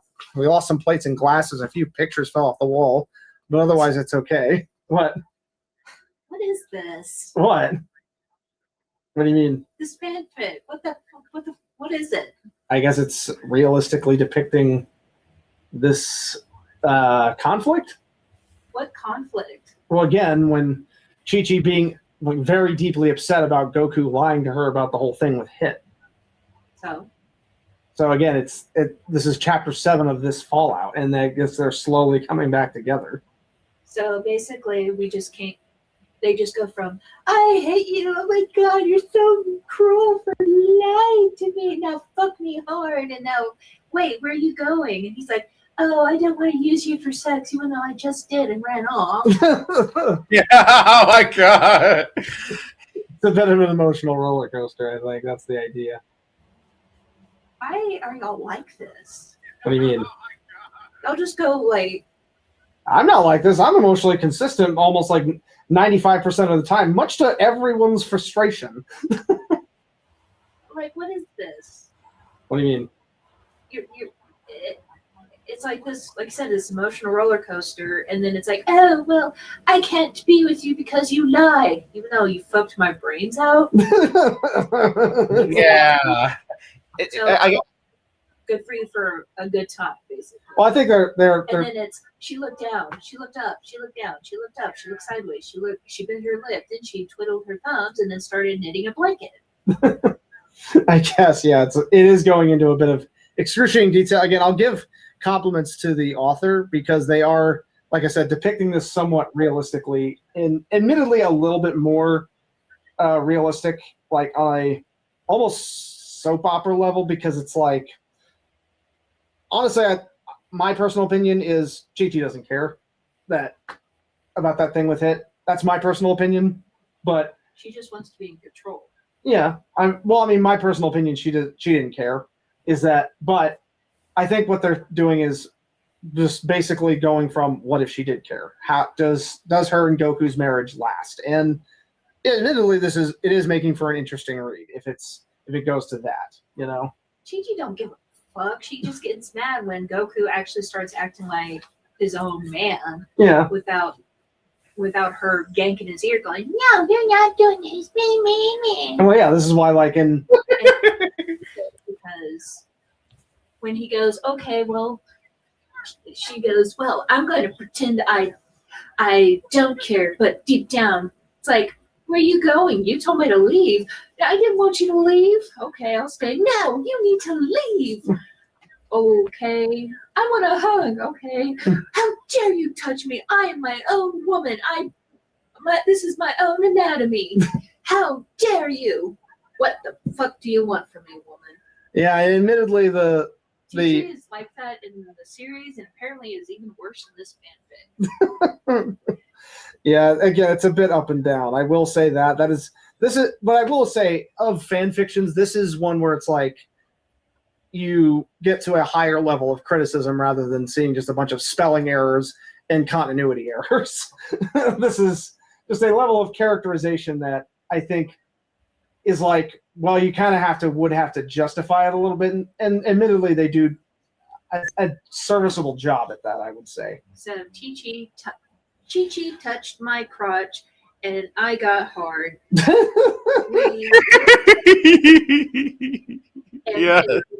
And the screen fades to black. She opened her eyes, and clothes were everywhere. And then she got mad because she gave in to primal urges. Didn't it fade to white? To get out. Goku left, and she got angry because he actually followed her orders. Well, what'd you say, Andy? Shouldn't the screen fade to white? If you know what I mean. I mean, it really depends. Do you get it? Yeah, I get it. But we'll continue this and ultimately judge it as a whole once we finish it. Because how many chapters are of this fucking thing? 8. This is the second to last chapter. Good, because this is like really annoying. Yeah, I know. Because she looks down, she looks sideways, she turns around, then she goes, "I want you, I hate you, I want you, but you need to love me and you need to obey me. Why are you obeying me too much? I don't like this." Okay, well then bye. Where are you going? Wait, so Sarah, you got to admit that I'm a lot better at writing romance than this, huh? I will say, Andy, you do make a polyamorous relationship somewhat work. I will say, I will give you props to that. Where did you find this? I think Nate suggested it. And again, I think That's why. the like I said, it's again the overall like description this person is doing is really good. I will say that. It's just like I said, I think the overall characterization is where I think they're wandering a bit more into what if territory, more or less. Well, I think they should have chosen better people to do that for. What'd you say? I think they should have chosen better people to do that for because Chi-Chi is not it. She is two-dimensional, she's narcissistic, and she likes controlling. Yeah. And this is the wrong path to do it on. Yeah. Yeah. So it should have been somebody else. Maybe. But Nate, are you back home or are you almost back home? Okay. So you're heading back into your flat? Okay. Just let me know and when you're finally home and seated, and I'll add Craig Bot in. So you haven't been recording this entire time? Well, just me and Andy. Nate's been on mute when he was at the restaurant. Yeah, because it sounded like it.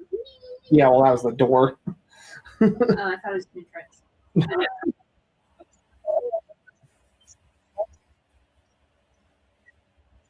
Yep. No, it's just because he keeps inviting you back. So let's see. Wait, hold on. So let me ask. What did you, Sarah? What did you think of the chapter of mine that David just read? What'd you ask, Nate? No, I got it. I'm at the right spot. So let's see. Right. I asked if you were okay. He reminded her. He met it. Her eyes met his, and it made his heart race. Everything stood still. Time, the spinning of the earth, his mind, everything just went silent. And he wasn't sure for how long, but he was trapped under her hypnotizing gaze, lost in the intensity. Chi-Chi swallowed, her mouth going dry. His gaze was strong, and it told her he was there. He wasn't going anywhere. She felt engulfed by him in the most breathtaking way. I'm okay, she barely whispered out. I know you're not, he responded. He could feel her key. He could feel her stress, her anxiety, her fear.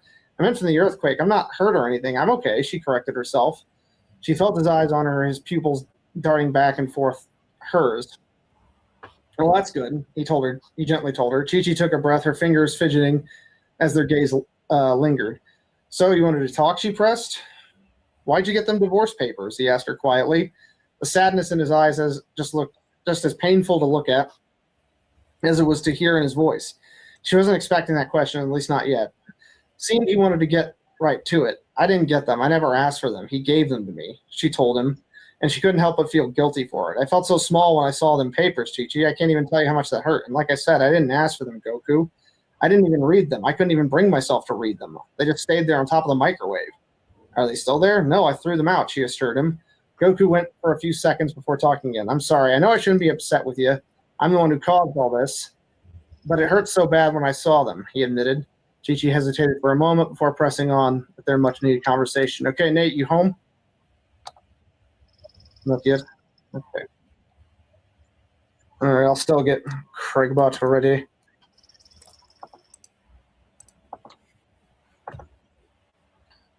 Okay. I'll read this next passage and then add Craigbot in. I'm sorry, I know I shouldn't be upset with you. I'm the one that caused all of this. It hurts so bad. Oh, wait, no, I already read that. My head was in a mess, and I didn't know what to think, and his advice was just offered to me. The more we talked about it, the more I didn't want it. I found myself defending you and your actions. Goku could barely control himself. He wanted to smile so damn hard at that. Chi-Chi may get mad at him, real mad at him, but like hell was anyone else allowed to badmouth him. Why'd you hit him? What did he do? He didn't put his hands on you, did he? Goku questioned her seriously. No, nothing like that, she assured him. He said a lot of things I didn't like, and he just wouldn't stop. I gave him a chance to stop and to leave, but he didn't, so I made him. And that's it? You swear he didn't lay a hand on you? Goku, be real. He wouldn't be alive if he had done that. Yeah, that much is true. I mean, she beat the living daylights out of Gohan's teacher Gohan's tutor for trying to hurt him. Like she beat that guy so hard his dad felt it. Damn. Yeah, you remember that in the in OG Dragon Ball Z, right, Andy? Yeah. Yeah, and one of Gohan's tutors attempted to straight up like whip him, and Yeah. grabbed that whip out of his hands, chased him out of the house, and just beat seven shades of shit out of him. Oh yeah. I remember that shit. Yep. He did proposition me, but that was it. Proposition you? What's that mean? Goku wondered. Chi-Chi mentally chastised herself for bringing it up. Okay, she wanted to be honest with him about everything, but did she really need to mention that? And Nate, I take it you're back home now? Nate? Yes?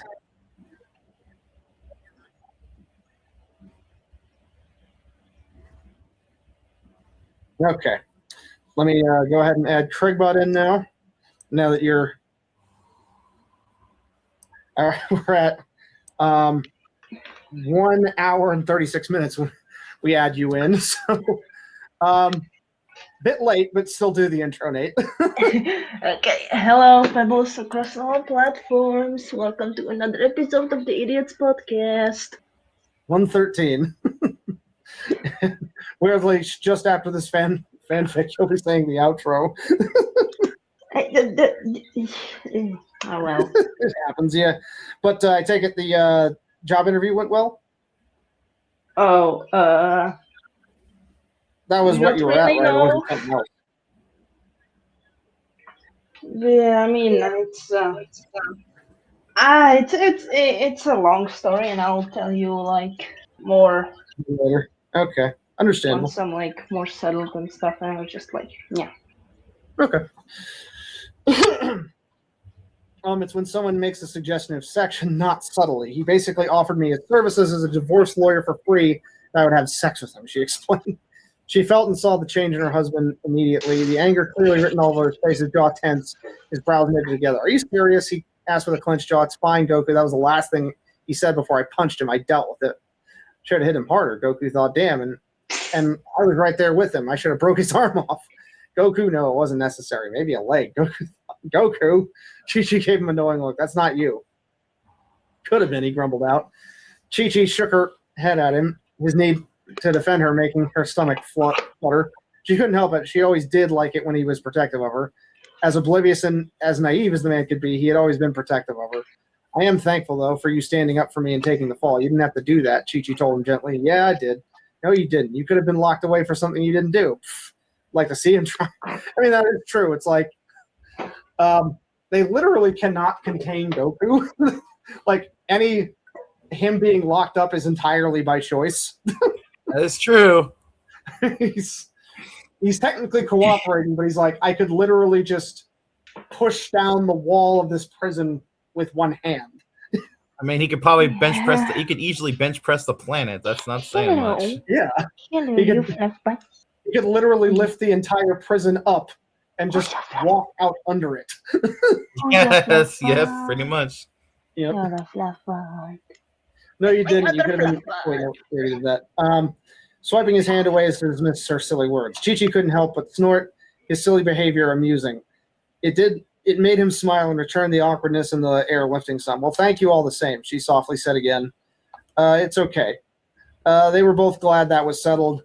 Goku was glad that Chi-Chi didn't really want to divorce him. That night at Upa's, did you mean all those things you said? I know you were drunk. I'm not sure how much you'll remember from that night, Chi-Chi asked him. I remember, he assured her. I know you apologized afterwards for your drunken state, but we didn't talk about what you said. Well, I said a lot of things. It just came out. Goku shrugged unsurely. I was really drunk, but I meant everything I said. Everything? Chi-Chi questioned. Yes, Chi-Chi, everything. Goku stressed to her. Everything I was feeling, everything I'd going through my head, that was all real. You expect me to just tell you what to do, like it was me who needed to figure how to fix this, like it was my fault, she reminded him. Okay, maybe I didn't mean that part. I was angry at myself and frustrated, and I guess I took it out on you. I just so badly wanted to fix this. I wanted you to take me back so I could show you how sorry I was and that I could be better. You could still be mad at me and make me sleep on the couch. That was okay. I deserved that. I just wanted you to let me come back in just a little bit. It wasn't as easy as that. I know that now, but stupid drunken me didn't, though. Thought I was someone with all that talk, he cringed, remembering the absolute state he was in that night. You did open up to me, she guessed. You never spoken to me like that before. I just said what I was thinking and how I felt. He asked me if it would have been better if you'd stayed dead. She trailed off sadly. Goku didn't respond at first. He chewed the inside of his mouth and he avoided her eyes. Would it have been? He questioned her back, his eyes coming back to meet hers. How can you ask me that? I thought it in my head, so I said it, he told her honestly. I just felt like one big, massive screw-up. I thought you hated me, Chi-Chi. I never hated you. I just wanted you to want me. So I feel sorry for myself because I am an old, used-up whore. Yo. Chi-Chi's old, but I wouldn't call her a whore. I would, unless stated otherwise, I think, yeah, Goku is the only one she has ever slept with. She's an attention whore. Okay, yeah, she is an attention whore. I will say that. That is very true. Different, just a different kind. Felt like it, Goku told her, and I couldn't blame you if you did. I hated myself too. Why'd you do it? She suddenly asked him. Do what? Lie to me. Chi-Chi could see Goku's demeanor change the moment those words left her mouth. She was waiting patiently as his eyes dropped to his boots, his fingers fidgeting at his sides, a thoughtful expression on his face. They talked about what Goku had done. She made it clear she was angry and hurt by what he did, but they hadn't talked about why he lied about it all. I knew you'd be angry, he admitted quietly. I knew you'd worry about me, and I knew you'd tell me not to do something so stupid. It's just, at the time, I didn't think it was stupid. At the time, I got lost in the excitement and the thrill of it all. He sighed, trying his best to explain himself. Fighting, for me, is a need. I need it in my life. It's there all the time calling to me, and I can't ignore it. Ever since I can remember, I had this passion, this hunger, this drive to fight and be the strongest I can be. I can't just turn it off. Sometimes I wish I could turn it off, but then I wouldn't be me. He shrugged. I just get drawn in, and sometimes I don't think about anything else. I know fighting is a massive part of your life, Goku. I don't always like it or agree with it, but I accept it because it's who you are. I wish you didn't do it so much. I wish you could be home more with me and the boys and Pan. I want you around, Goku. I want you here and where I know you're safe, where you can be a father and be my husband. But I would never ask you to stop being who you are, she told him. You're telling me you would rather me just be a normal guy working a job, being home with you every day? Goku questioned her seriously. No. He seriously responded, that's not you, Goku. That's not the person I fell in love with. I have thought about it before when you were dead. I thought about a lot of things and how different our lives would be if you weren't a fighter. But something would be missing. We first met because you were traveling the world in search of the Dragonballs and fighting off enemies. And the world fighting off that monster Pilaf. I do have to comment this on Dragon Ball Z Abridged. Goku didn't even call Frieza a monster in Dragon Ball Z Abridged, but he called Pilaf a monster. And the Free explained it like it's because like Pilaf was his first like evil person, I guess. So Yeah, you know. and I guess it's like I guess he knows Pilaf well enough to describe him that way. Like that's why he's. I'm pretty sure he knows Frieza pretty well at this like, point. Yeah. Was he like Yeah, trapped him and whatever, and just something? I don't know. Yeah. It's something. I don't know what happened. Properly, Yeah. But it is funny how again he didn't even describe Sal as a monster, but he described Pilaf as a monster. Yeah, boy. Mm-hmm. The World Martial Arts Tournament brought us back together again. Without you being the fighter, we would have never met. We wouldn't have gotten married, we wouldn't have fallen in love, we wouldn't have our children. Chi-Chi paused for a moment, Goku's eyes on her. I know you get lost in it, Goku. I know you don't mean to hurt anyone, and I know you don't mean to be so careless, but you did go out of your way to lie to me. To me, Goku, of all people, your wife of 20 years. We shared everything together, our hopes, our dreams, our happiness, our fears, our demons. You hid from me your true feelings about the Cell games and your plan for Gohan to fight, and then you died and refused to come back because you thought it was best for us. You kept all of that from me. You never understand how much that hurt. It took me years to try and move past that and accept what you hid from me and accept your decision. But purposely putting your life on the line to Seta thrilled and lying about it and then telling Vegeta not to tell me about it, that's absolutely crossing the line. That is selfish and hurtful. She raised her voice at him. I know. Goku agreed solemnly. You know. Chi-Chi questioned back, almost mockingly, her voice wavering slightly. I fucked up. He cursed out. What else could he say to that? He had massively fucked everything up. You more than fucked up, Goku. And your reasons for not telling me because I get angry at you, because I worry about you, because I tell you you're not to do something so stupid. Of course I'd tell you not to do something so damn stupid, Goku. Of course I'd be angry. Of course I'd be worried about you. Funny enough, Goku, I love you and I don't want you to die on me again. I want my husband. I need my husband. I know, Chi-Chi. I know you want me around. I know you care about me more than anyone does. I failed you, Chi-Chi. I let you down. Too many fucking times. I know you're mad at me, and I completely understand why. I deserve all of this. I deserve your anger. I deserve being kicked out and pushed away. I deserve being alone and missing you. I hurt you, Chi-Chi, and that's the worst thing I could have ever done to you. I hate myself for it. Every single day, I hate myself for putting you through all that. Chi-Chi felt a lone tear cascade down her one pale cheek. She couldn't stop it. Goku felt like his heart was being crushed in his chest. He took a few steps towards her, and he took her small hands in one of his own clammy, trembling ones. I'm sorry, Chi-Chi. I'm sorry for everything. I should have never done what I did. I should have never lied to you. No matter what your reaction should be, you've always been there for me. You've always known the right thing to say and make me feel better. You've always given me the best advice, no matter what. You've always had my back, and I betrayed you. He swallowed hard, his emotions getting to him just as much as they were his wife. His eyes momentarily dropped to intertwined fingers. He took a shaky breath. I might need a fight in my life, but I can't have one without the other. I need you too, Chi-Chi. They both remained silent for a good few seconds, stood there holding hands. Chi-Chi couldn't help but gaze down at their interlocked fingers as he held hers tightly, noticing the wedding band he wore so proudly. It made her feel so sad. I wish you didn't lie to me. I know. I wish I could take it back, babe, but I can't. His large thumbs tenderly brushed over her knuckles. And I know it's selfish of me, but I can't walk away from you. No matter how mad you are, you're still what matters most to me, and I can't let you go.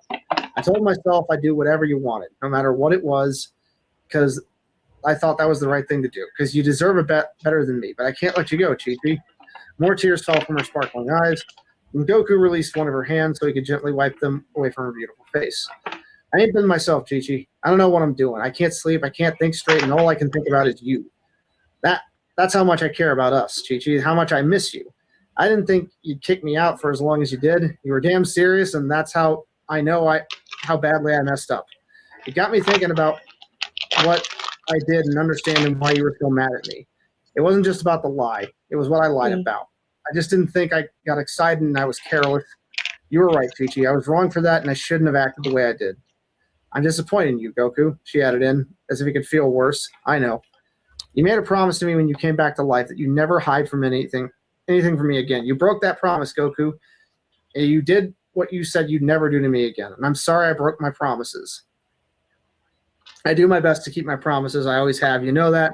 I got no excuses for you. I shouldn't have done it. I was selfish. I was reckless. I was a fucking idiot. I just hope that you can somehow forgive me. Your pops told me when things get tough, we have to keep going. We got to keep trying together. We can't give up on each other. And I don't want you to give up on me, Chi-Chi. I don't know what I'd do.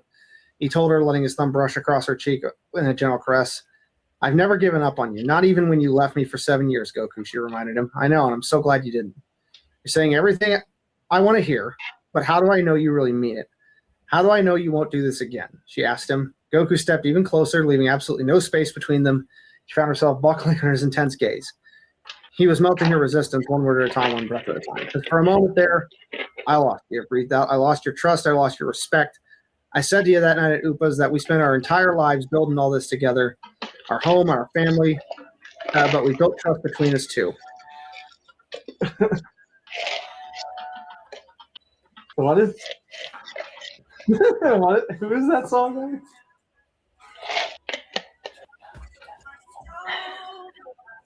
What is that from? Little man. Oh. Speak something, Fleek. Speak something. Naughty little man. Naughty little man.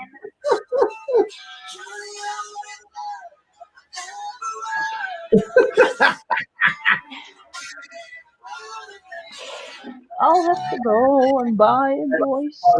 You know, do so long because otherwise you get a copyright for it. Both on Twitch and on YouTube, oddly. I don't know why. Like that is the weird thing about Twitch. It's like why it is such a stickler when it comes to music. Like, if you do like a full intro with a podcast, and you have your own theme for it, you can't pick like something that comes from the studio. You have to actually like create your own, basically, which is crazy. I mean, I think it's fair, but yeah. I know not what I do. What'd you? Please forgive me. I can't stop loving you. Well, what'd you say, Nate? I think that it's fair. Or Yeah, I I mean, do they like allow at least like like copyright free music like because they I should. think so. I'd have to look up their policy because I know if it's copyright free, then not even Twitch can flag it. I think. Okay, yeah. Yeah. Because there's some banger tunes. Right. Let's see. Where was I? It's like dropping a glass on a floor and it breaks. Yeah, you can fix it up some, but it'll never be the same again. You're that glass, Chi-Chi, and I dropped you. I had to watch you break apart, and now I'm trying to help patch you back together because I want you. I want all of you. I want you to hold me again, to love me again, to trust me again, to be proud of me again. I want to see you smile again. But I want to be the one to put that smile on your face. He wiped the tears that fell from her glistening eyes with his thumbs, his intense gaze not once leaving hers. I can't...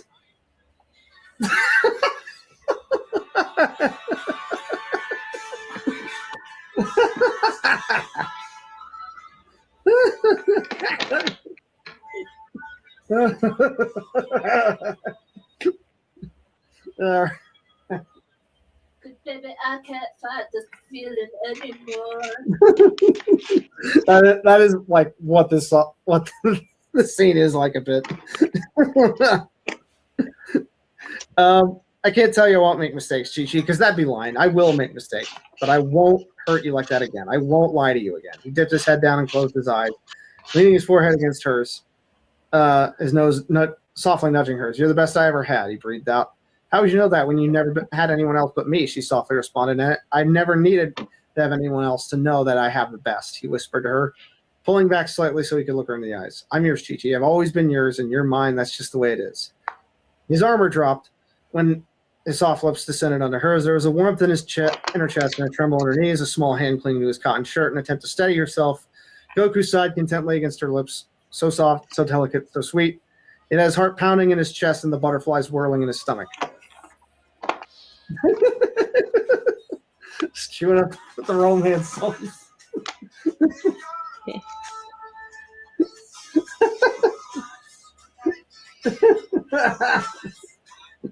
I will admit that is funny. That song now just slightly reminds me of Deadpool 2. But even Morocco's raising a brow at you. He's like, why are you playing that so loud, mama? Oh, it's loud. Yes. What? Says the guy who yells. My voice is just it's powerful, okay? I'm cursed with the Thum. Yeah, so if I play something else and it's too loud. My name's Dave, and I'm the only one who could be loud. But Andy, do you know what I mean by the Thum? No. In Skyrim, the dragon shout. Oh, okay. An official dragon speak, it's called the Thum. Okay. Yeah. I'm wondering if I should add maybe should I have some dragons speak Draconic in my series? Maybe. Good. What'd you say, Andy? I said you could. Yeah, maybe. I'm trying to come up with my own rules about dragons and everything. I don't know. We'll hash that out in the server. What is that one? Is that Beatles? No, Oh, what is that one? Beach Boys. Oh, Beach Boys, yeah. Make sure you're sure about it. God only knows what I'd do without you. She looks up at Goku, and the sun is setting, and they're bright orange and dull yellow, and the pink and blue clouds floating by. Their eyes shimmer in what could be a forgotten love that they will never forget. As they lean in close, all of a sudden, as the birds chirp by, their lips touch in an electrifying way. and he shoves his tongue deep inside. Okay, all right. Deep in the All right. Yes, yes, yeah, Sarah, please keep going. Please keep going, Sarah. Yes, please. Okay. If there is any of that, we will have to skip it. But anyways, I love you, we whispered softly. I love you too, she breathed back, her shimmering eyes catching his as he pulled away from her slightly, the look of absolute shock yet complete happiness evident in those big innocent eyes of his. Really? I never stopped loving you, Goku, she told him with a warm smile on her face. You're my Goku. You've always been my Goku. Does that mean you can forgive me? He asked her. Chi-Chi could see the longing in his eyes as he stared back at her, waiting for her to give him an answer. Yes, she told him softly. I forgive you. For real, you mean that? He wanted to check with her. Chi-Chi gazed into his eyes for a few moments, thinking of the right words to say to him. It took some time trying to figure it all out in my head, to try and understand why you did what you did, and try and accept what you did.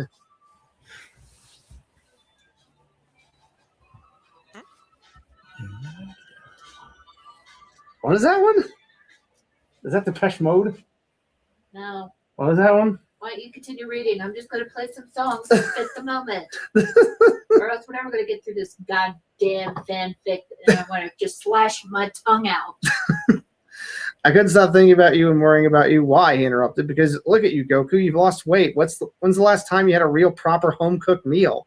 And you look so tired. You wouldn't keep still. I know you're a fidgeter anyway, but this is worse than normal. I hated it. It made me so upset, she divulged. Sorry, he mumbled quietly, a sheepish look on his face. And then when you went out there risking your life again, I was pacing around here like some crazy person, worrying about you always. I could always think about how I didn't get a chance to tell you I loved you, because what if you died out there? What if I never saw you again? It hit me that I was never going to stop worrying and caring about you. It didn't matter what you did. In that moment, I just wanted you home with me, where I knew you were safe. I wanted you in my arms. Goku immediately pulled her to him in a tight bear hug, burying his face in her neck. Chi-Chi closed her eyes, relishing the feeling of her husband's strong arms. The warmth he radiated, his earthy smell, his beating heart. Thank you, he said, his voice slightly muffled. You have no idea how much that means to me. I think I have an idea, she told him, holding him even tighter. I'm not sure I deserve it. He spoke against her skin, but I appreciate it more than anything. Chi-Chi pulled away from his embrace, intense eyes staring deeply into his, and had him feeling all sorts of nervous. I need you to promise me, Goku. Promise me this will never happen again, and you have to mean it. You don't make a promise to me that you can't keep. She was serious. The fire in her eyes was raging, and normally that would excite him, but right now it frightened the shit out of him. He swallowed hard. I promise you, Chi-Chi, I'll never do this again, he told her seriously. He never nervously stood under her scrutinizing gaze, a sweat droplet forming on his brow. Okay, she responded, okay. He unsurely repeated, yes, okay, I believe you, she clarified. Good, he returned with a smile. Can I kiss you now? He asked her, his lips no more than an inch away from capturing hers. You can do more than kiss me. Okay, we're going to skip past probably... Oh my goodness! Yep, we're going to skip past all of this. Why? Because this.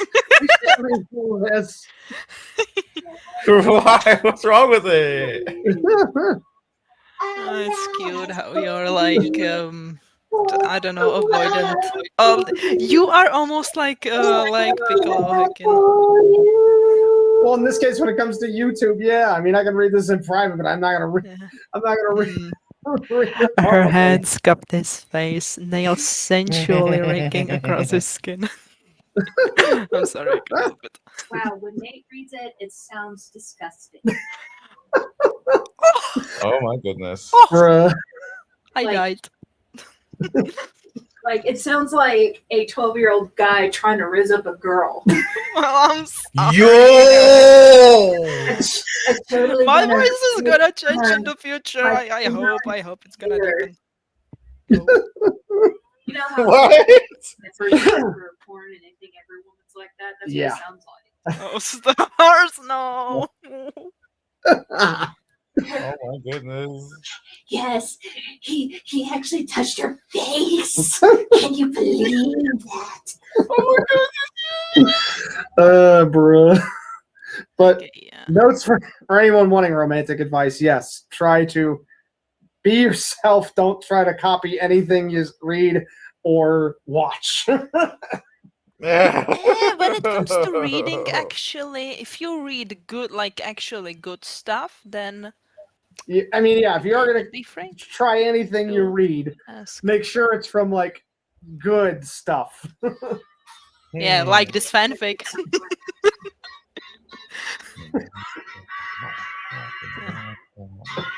But yeah, the Who is that? That's Nate. Right, but who's the band? No, that's the Beatles. They just Oh. were shitting around and Oh, they came up with that horrible oh, sound. that was just one of their jam sessions. Yeah, that was just them fooling around going. Oh. So that's what Nate sounded like when he was trying to read the sexy parts. No. Stop. Please stop. Okay, well, we're almost at the end of this Thank chapter. God. The next afternoon had come and a massive party was being held for Krillin's birthday at Capsule Corp. The weather was still quite nice. Funnily enough, it was actually Sonny Straight's birthday recently. Those of you who don't know, Sonny Strait is the voice actor for Krillin. cool. Ah. The English voice actor, I presume. Yeah, he's I took one of his voice acting classes. Real decent guy. Anyways, considering it was now October, so Bulma had the party set up outside. There were several balloon arches, lots of tables for everyone to sit and eat, food tables piled high beneath protective gazebos. I can't read gazebos without thinking of It Part 1. Mom, these are gazebos! Throws the bells down. What he meant, placebos. Chefs all stood in a line serving food. Bottles of wine and beers were stacked into ice buckets. Music playing in the background. The sound of gentle chatter above the music. Everyone had arrived except for Goku and Chi-Chi. It had everyone speculating what had happened between them to the point where Gohan had to intervene and ask them all to stop talking about his parents, although he was just as curious, but it was his parents' business and no one else's. If things had gone as his father had planned, as Gohan hoped they had yesterday, they'd find out soon enough. As at that moment, both Goku and Chi-Chi materialized in front of all of them, everyone silent, the light music being heard, all eyes on the two of them. Chi-Chi dropped her one hand from Goku's bicep, where she had held on for instant transmission. With the valor word being said, they were both split apart, walking different directions. Everyone felt deflated as they watched the two of them silently part ways. Oh no, Videl pouted. They didn't make up. Bulma added in sadly. Gohan can only watch as his parents went their separate ways with the saddest look on his face. He really thought this would be it. He really thought his dad would win her back. Goku made his way over to Krillin, Goten tackling his jeans like a wild bull as he was mid-walk, making Goku chuckle. Hey, Kato. He greeted his youngest son, ruffling his crazy hair. Hey, Dad, can I come home with you after the party? Goten asked him. Goku raised his brow. What do you mean, to my house? Yeah, can we camp outside again like last time? That was fun. Goku smiled at him, letting his orange hand rest on the little boy's head. Tell you what, let's enjoy the party first, then I'll talk to you, Mom. Goku told him. Yeah, Goten cheered before walking off towards Trunks at one of the tables. Bye, Dad, he shouted from across the lawn. Goku made it across the grass to Krillin, where he stood up conversing with Yamcha, little Marin picking daisies from the grass by Krillin's feet. She smiled her biggest smile when she saw Goku and stood on her tiptoes, pulling on her arms for him to pick her up. Goku didn't hesitate to pick the little lady up, flying her around in the sky like a rocket. Her little giggles making him laugh too. Wee, I'm so high, she squealed, waving her little arms. Shouldn't have... Okay, I do have to wonder about this, and they never substantiate it. Krillin has a high level of ki, and so does 18. Marin should be born with a decent enough ki to where she should have control over it, I would think. I mean, I know I get it, that probably doesn't work the same as Saiyans, but I mean, I do have to wonder, was she born normal? Was she born with a high power level? Okay, this is killing me. Even I do like, have to- you know, I think even if then like she would still Hard have to to say. like Train, train for that. And like, you know, maybe she could have trouble with flying just like Pan did. Yeah, maybe. No. Marin does not have a high power level. She's essentially a normal human. But Well, that's I kinda mean, frustrating. they still can fly, you know, so meh, whatever. Mhm. Yeah, that is a little frustrating because it's like, again, Krillin, his power level is at least, I think, by this point in the couple millions, and 18's at, I know, like 300 million. So it's like, and then Marin just ends up at 4.2. That's the number that flashed when I Googled it. So it's like, how the fuck is that fair? She gets nothing from either parent. That's a good point. Oh, Yeah. It's either super unlucky genes or give her time. I Or don't again, know. that's just not how human genes work. They just don't work like Saiyan genes. I guess that's just how it is.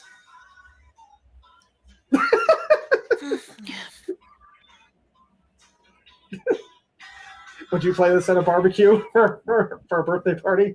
Why not? Yeah. Anyways, well, pretty much anything's gonna feel up high after being down there with you, Dad. Shut up, Krillin crumbled at him. Yamcha couldn't help but snort out a laugh. I wonder if she'll be short like you or tall like 18, Yamcha wondered.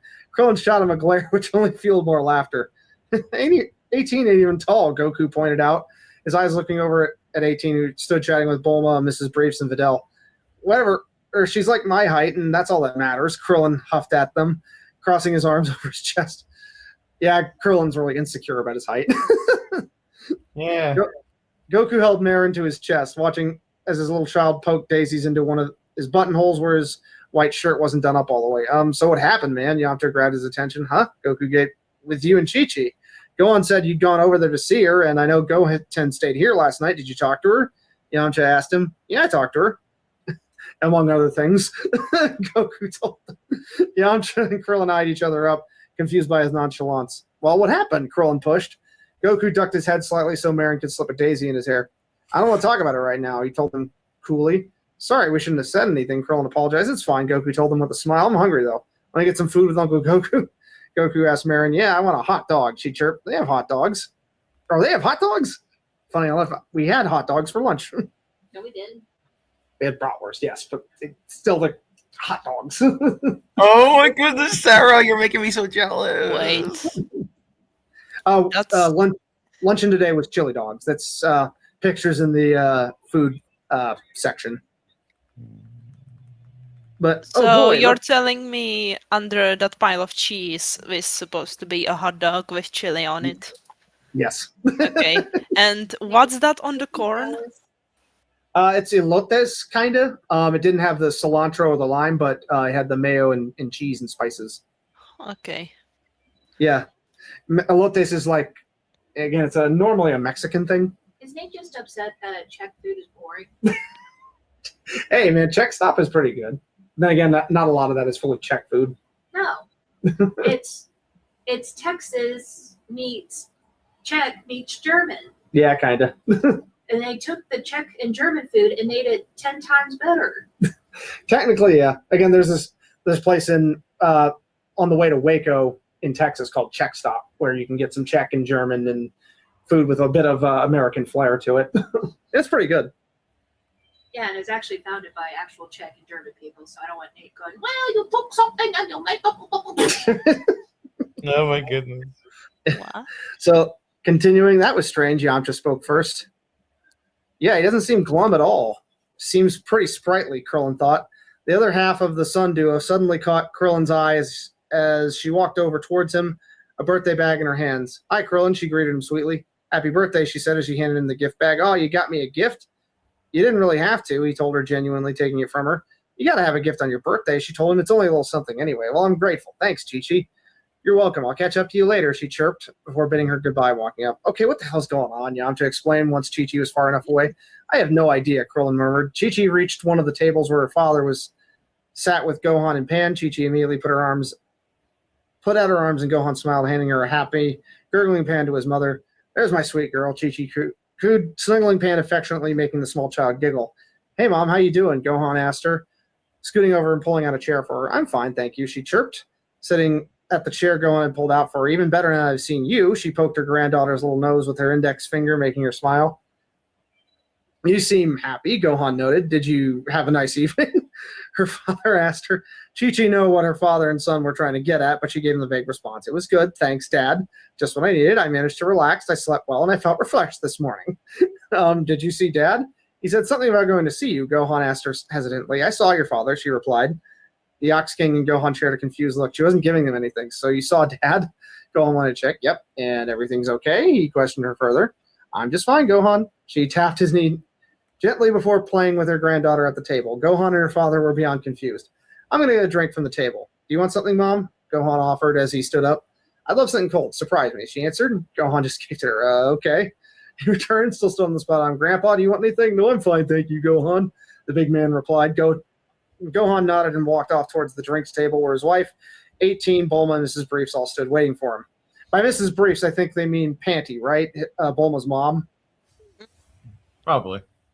Yeah, Nate- Yeah. Yeah, I think that's who they mean. Yeah. So I am Banshee is her name. Or bikini in English, lol.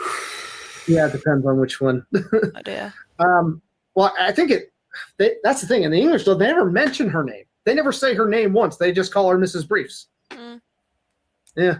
Gotcha, yeah. I don't know why you thought it was a good idea to name people after underwear.